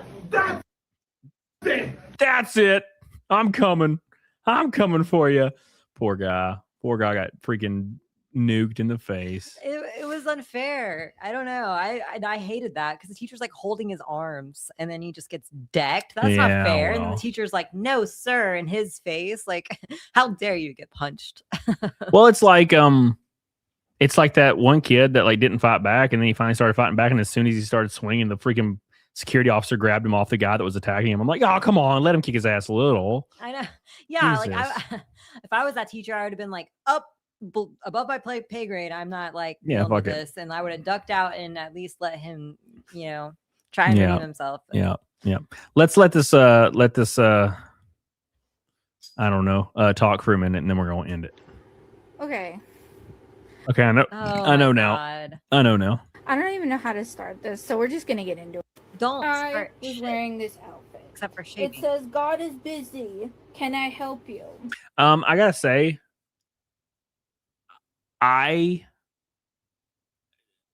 to be fair, if you look like this,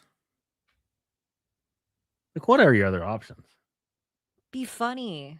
No, I mean, like, if you, fuck, just be trans, I guess. Like, I don't know, man. Like, if you look like that, it's kind of hard. What's up, Kyler? How you doing, buddy? But Yeah. like, do we know their biological gender here? Oh yeah, we know. What are you talking about? Do we know? Yeah, this is a biological female. How do you know? I don't even know how to start this, so we're. What do you The mean? voice? Yeah. The voice could be because of hormones. No, hormones don't make you just sound like a girl. They make you sound like a bodybuilder, a female bodybuilder on steroids for 10 years. It makes you sound like a smoker. It doesn't make you sound like a little girl. Okay. This sounds like yeah. We're just gonna get into it. I was wearing this outfit. It says God is busy. Can I help you? And it's little Satan guy. And I have my hat. No Satan guy. Pretty standard, typical stuff for an atheistic satanic reverend who is just going about their daily life. Oh, so she's a satanic reverend. All right. I don't know. Is it a he? We don't know. Okay. I was in a Dollar General because I wanted more of my queso because it was there and we were going by it. And we get She wanted her queso. into the Dollar General and the line is pretty long.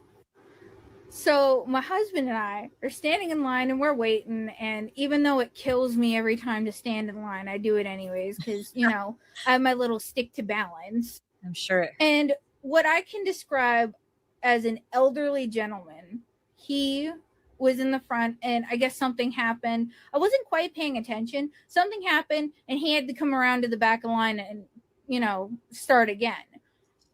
And he's quite frankly bitching and complaining because he has to stand in line. And Wasn't this person just complaining they had to stand in line? Yeah. And as he's coming around the corner to come to the back of the line, he looks at me and then he looks at my husband and then he says, while pointing at me, "What is this world come to?" I'm going to come on. admit, I was Come a little on. gagged. Come on. It sounds like a Family Guy skit. Yeah. This is an old guy like turns around and is like, "What the hell is this world coming to? Look at you. Look at To you." be fair, okay, so like there's two sides of my brain right here. I did not expect any part of my brain to agree with her. One part of my brain is saying, let's just mind our own business. Yeah, sure. And then the other part of my brain, though, is also saying that if we had more of this, people wouldn't be so crazy. If we had more like social honesty, Shame. people wouldn't get so lost in these niche bubbles of bullshit. What's the common phrase? It's ashamed of nothing, offended by everything. Yeah. I didn't say anything at first. I was going to do what I normally do and ignore him. Unbeknownst to me, because I have very poor hearing, my husband, who is standing behind me at this point because he had urged me to stand in front of him because, quite frankly, he was being obvious and being rude and making everybody else in the line super uncomfortable. So her husband's a little tried. He was there to protect her. I got to say this. And she let him. Why can't people make conscious strings of thought? Like all these videos are super like cut. and She's edited she's because- saying like one sentence and then cutting it and then like filming another sentence and then cutting it and filming. I've been talking for 3 fucking hours. Like, how's it that hard to just like say the thing? Right. It's like I was in a line. It must have been I was- exhausting to edit that. I was standing there. He said, "Where's the rest of you?" You know, like, this is like watching Ginger make a video. He was going on about how the world is coming to an end and that's why there's civil wars happening. He's just going on and on with this Republican boomer nonsense, like peak MAGA cult member. That did kind of sound like a lot of bullshit. Is that MAGA like policy belief is that the world's coming to an end and No. like demons are rising up? I think she's making Some shit of them, I mean, some of them, there's like obviously a sect of like Republicans, Trump supporters that are also kind of like religious fanatics. Sure. That, like, I mean, you don't even have to be a religious fanatic to wonder if this is the end of times either, I guess. But like to be preaching it in the middle of a Dollar General and like, you know, He was old. I know, but like, But I I don't know, but know. see that the statement that he was MAGA, and I'm like, see, Yeah. you're implying that all people that support Trump, and keep in mind, I'm not like a MAGA guy, but Right. you're Did he even insinuating mention politics. in Yeah, this no, film? no, that's what I'm saying. It's like Like- this is the end of the world, and then she's like, he's MAGA. What? Are you just saying he's MAGA because he's an asshole, I guess, or you don't like him? I don't know. I feel, yeah, I feel It's- like he's that obviously is MAGA. kind of what it's become synonymous with. Yes. It would be ironic to find out that this guy she's talking about was Democratic, but Yeah, it's very possible. In line.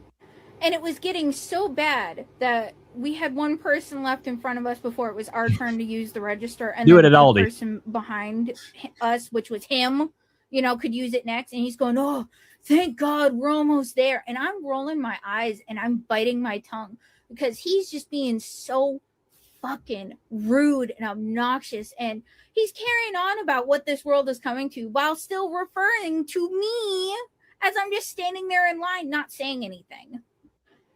And I turn to look at my husband, and he is so angry that he hands me the keys and says, "Go wait in the car." And so I did. And I waited and I waited. And I know when he tells me, "Go wait in the car," it means that. I say he drives. So he comes back into the car and he's like, "Yeah, I just shamed the fuck out of him. All I had to do was just stand there and stare at him. And he got the point." No, he didn't. What? I thought they gonna beat his ass. What happened? So I stared at him. Two things here.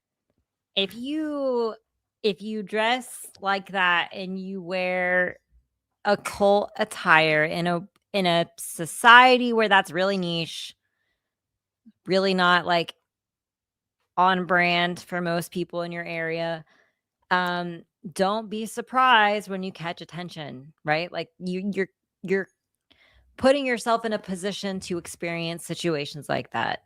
And number two, that guy was crazy. I was gonna say this, Purple Cassius, things that didn't happen for 500, James. Yeah, no, all I know is she could fucking take a chomp out of a cheeseburger, bro.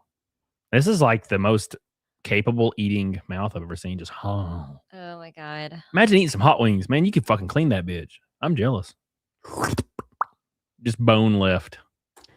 And oh my god, when I tell you these people are full on like nuisances to society, they are. If he is allowed to not only conceal carry, which he did, and wearing his crosses and having all the MAGA stuff on his car, I'm allowed to wear my getup because I'm just going to the fucking grocery store. You are allowed to wear your getup, but that doesn't mean you're not going to have people say something to you, especially elderly. Right. And it's not okay to be harassed. Sure. But everybody is experiencing that every day. Even people who are among the majority, like this guy who has MAGA stickers, are experiencing this. So if you wear something that's inflammatory, like expect something's gonna happen eventually. Yeah, and no, when I would go to Walmart, like when I first got my tattoos when they were really bright, yeah, I go to Walmart and like it was so common for an old person to be like, those don't come off, right? Yeah, and it never bothered me. I'd always laugh, like, yeah, you're right. I don't care. Like, I hope they don't. They were expensive. Yeah, and it's like, and also this guy didn't say anything about her shirt. He was just like, "What's the world coming to?"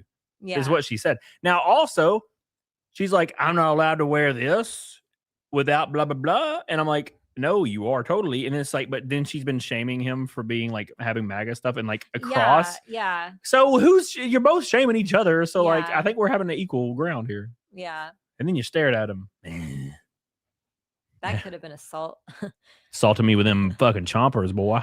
I'm so glad I am not a MAGA cult member. I am completely independent and I do my own research on it. Call it a MAGA cult when you're like calling yourself a satanic reverend. That is interesting. That's like all I'm gonna say. And like, I know that Satanism is not like, I know it's like a whole thing, right? Like it's not, whatever. It's not a cult necessarily, but like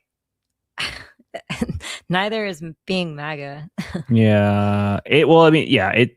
There are certain sects there's certain of people that are just like, I would say the movement itself's not a cult on any side, but there's sects of these people that occupy, they're like just fucking unhinged. They're culty, yeah. They're culty as fuck. Yeah, they're crazy as fuck. And it happens on both sides, obviously. I'm not trying to be the both sides guy right now, but that's the thing.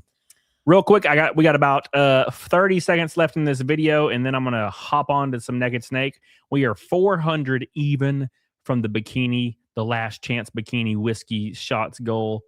So let's let those play out. And one red boy from a rainbow night. Don't forget that. Thank you guys. Appreciate you.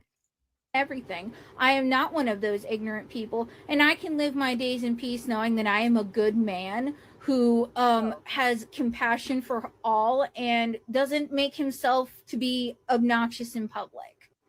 The moral of the story, keep your opinions to yourself. If you're gonna say some, have the balls to back it up. Don't just stand there and just like not say anything after you're confronted. And if you're gonna be a coward, be silent. Yeah, it's not, there's like zero self-awareness. It's like, keep your opinions to yourself after a 4-minute video that she took like an hour to edit, probably with all these cuts. Yeah. Keep your opinions to yourself. That was my opinion for 4 minutes. Thank you. I get what she's saying. I mean, I get what he's saying. It's just, it's just too gray. It's too gray. Yeah, being stared at isn't confronted. Yeah, for real. It's just one of those things. That's just one of those things. Spectral says, I've actually read through a lot of the Satanic Bible. It's just atheism that uses Satan as sin. Yeah. So anybody that's not aware of Satanism, like, for example, I remember watching American Horror Story Apocalypse. And I didn't keep up with American Horror Story. I liked the first couple of seasons, but then went off the rails. But then I watched Apocalypse. And their Satanism, like the kid goes to the Satanism church. It's like literally prototypical what you imagine. It's what you think. The truth. Yeah, it's what people just like without zero research think the Satanism church is. They go in there and they're like, how did you sin today? And like somebody's like, share your sins. And it's like, I assaulted a man. And then they do sacrifice. And they have like, they read from the Satan Bible. And it's like, that's not Satanism. All Satanism is hedonism, but don't do harm to others. Well, Satanism is the absence of religion. It's like the celebration of the absence of religion. Right. That's all it is. Without any kind of religious text. Well, it's basically like seek pleasure. Yeah. Don't harm others. Like, it's just, pretty classic stuff without, all of the what do you call it when you like have control over yourself and don't overindulge? Like, that's what most religions teach, right? Yeah. And Satanism doesn't really. Well, have that's that's basically the point. It's like it pre-Reddit atheism. Exactly. That's all it is. Like, and I'm not a Satanist at all. I'm just saying that's the difference. A lot of people think that it's like actual like Satan. That's not what it is. Yeah. It's not what you think it would be. It's cringe, but it was basically a joke. Yeah. Initially, it's just cringe. It's like a goofy little cringe. But at any rate, look at it, massacred my boy. All right, boys, I'm gonna do an good old fashioned naked snake. Let me set up my raid for Mr. Cease. And Cease ain't gonna be back. Cease is gonna be gone for like 2 weeks. So you're all I have, boys. Enjoy. You're all I got now. Don't forget, I am streaming tomorrow, Christmas Day. Where the fuck is Cecil at? Cecil, there he is. Is there any like non-copyright Christmas music we could play in the background? That'd be fun. I doubt it. Oh, I doubt it. Make some AI Christmas music. I doubt it though. Was it Frosty the Snowman? Frosty the Snowman, to the schoolyard he did go. Is it copyright? No, I don't fucking know. What is it? How's it go? Frosty the pervert. What? I'm tired of this. Fuck. Anyways, it was a fucking stupid song we would sing when I was like in 4th grade. It was probably completely made up. To expose his dick and balls made out of snow. Yeah, that was absolutely not anything. Frosty the pervert. All the kids he'd like to watch. Children in your little bubble. His dick did grow and he packed snow on his cold and icy crotch. No. We used to sing that in like 4th grade. There must have been some magic when he beat his frozen meat, 'cause Frosty started moaning loud and it began to sleep. Nope. All right. Not a thing. I don't know why I remember that. That's like literally with 4th grade. We'd like laugh and sing it. We're so bad. Penis. Sleet. Skeet. Whatever. All right. I'll make that an official. I'm sure it has to be an official song. How did we hear it? Anyways, get the hell on it, doggone it. I'm gonna do Naked Snake and we're gonna get the hell off here. Everybody say bye to PDH. The bikini is coming one day. Maybe Christmas Day. I just want to pour milk in your face. Maybe Christmas Day. What's up, Lori? How you doing? Yeah, maybe Christmas Day we'll get the bikini reveal finally. Thank you guys. I appreciate you. 1, that makes funny lyrical rhymes, and 2, what the fuck? It's the first time I ever heard that. Yeah, I don't know where it came from. I just remember singing it in like 4th grade, and like me and my 3 friends were laughing about it. Some very clever 4th grader wrote that. Yeah, he packed snow on his cold and icy crotch. It's funny. All right, let me do Naked Snake, and we're gonna get off here. Say bye to PDH, everybody. She's gonna go feed the pup, or did you already feed him? Yeah. No, I gotta feed them. Okay, cool. All right. Thank you guys so much. We're gonna do Naked Snake and get the hell off here. I appreciate you guys so much for all the love, all the support. Big shout out to all the boys: Karis, Inwool, Drumming, TMF Squid, Cicada, Ashley, Richard, Mr. Sean, AC Drafting, love you, baby, Tiki, and Chief Slinging Beef, Chai T, my girl. We're all the boys around here. Rye the guy, Danu Vox, of course, Rakin, my boy, Slasha. Sean, my boy, Holy Ozone, Eric Leniger, my boy, Charles Sammons. Thank you guys all for all the love tonight. You guys have been awesome as hell. Awesome as hell. Your onesie looks like you stole a blanket off the bed. It's a straight up onesie. It's a straight up, like, it goes all the way down to my feet. It's super hot. I can't wait to walk out of this room. Probably because there's like a bunch of studio lights, a bunch of cameras, and a bunch of computers and a mixing board and all that shit. It's like baking me alive in here. So yeah, I'm gonna turn everything off right when I leave. Cool it off a little bit. You know what I'm saying? You know what I'm saying? All right. Big shout out to all the boys. Appreciate you. Big shout out to the people that threw it down on PayPal. I really appreciate that. Big shout out to everybody that supports your boy. All the people on Rumble as well. I don't forget. I love you. I appreciate you. Complete randoms over there. Deus Ex, everybody. And of course, Tiki dropping the Rumble rants. Appreciate you, brother.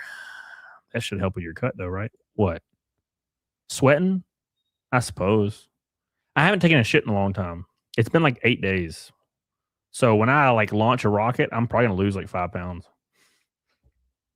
Art says no bikini again, proving that Camelot's audience is gay. I am convinced.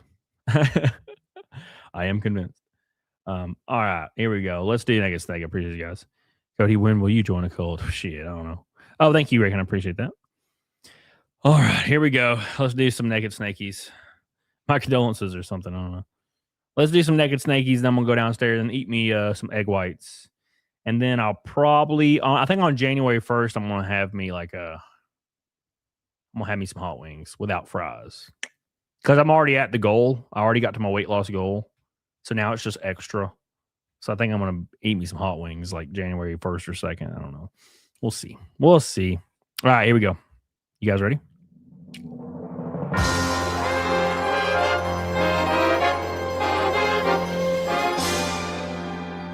It's that time again. 25 likes to 300. Make sure you like the stream, boys.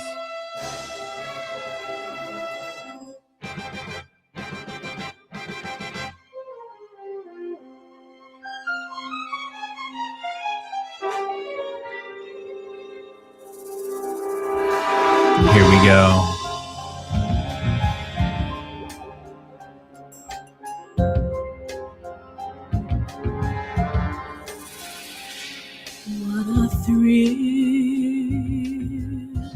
Of darkness and silence through the night.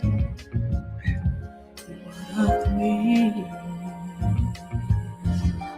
I'm searching, now melting to you. What a fear in my heart, but you're so supreme.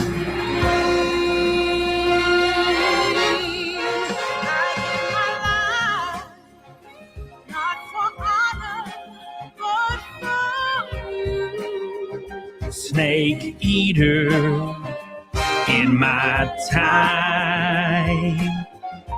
There be nobody else. Donna cry. It's the way I fly to you. I'm still in a dream, snake eater. Here we go, boys. Someday we'll go through the rain. Someday you feel on a tree frog. It's ordeal, a trial to survive. Oh my God. Like the stream, boys. Get the hell on it, diggity doggone it. I give my life, not for honor, but for you. Thank you, Donna. Merry Christmas. Ashley, in my time. there be nobody else. Cry. It's the way I fly to you. I'm sealed in a dream. Snake eater. 554 streams in a row.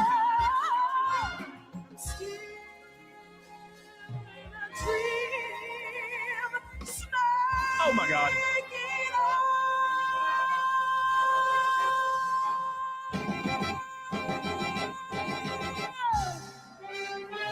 Oh my God. Thank you guys so much for all your love, all your support. You guys are goated as hell. We're going to raid Cecil. We hit the Naked Snake again. Thanks for supporting your boy. I will be back tomorrow. Okay. I will be back tomorrow. You link to your YouTube on Kick is busted for your link on YouTube to Kick is busted. FYI. I will fix it. Thank you, Danny. I appreciate you, brother. Tomorrow I'll be back for Christmas Day. We're gonna be streaming on Christmas Day, of course. So don't miss it. Let's hit that bikini goal tomorrow so we can take some shots of whiskey and have the merry cheer and have a great ass time. So it'll be a lot of fun. So Jessie doesn't feel bad about herself. She thinks she's ugly. She's like, they think I'm ugly. And I'm like, yeah, well, you kind of are. Oh, all right, Danny. I love you. I appreciate you. I'll fix that right after this. Thank you. Get the hell on it, doggone it. Make sure you guys like the stream on the way out. And we're going to raid Cecil. Say Cam raid in the chat. I'll see you guys over there. Ray can raid it over on Rumble. See you guys later. Appreciate you. No, don't leave the studio. It'll stream will keep going.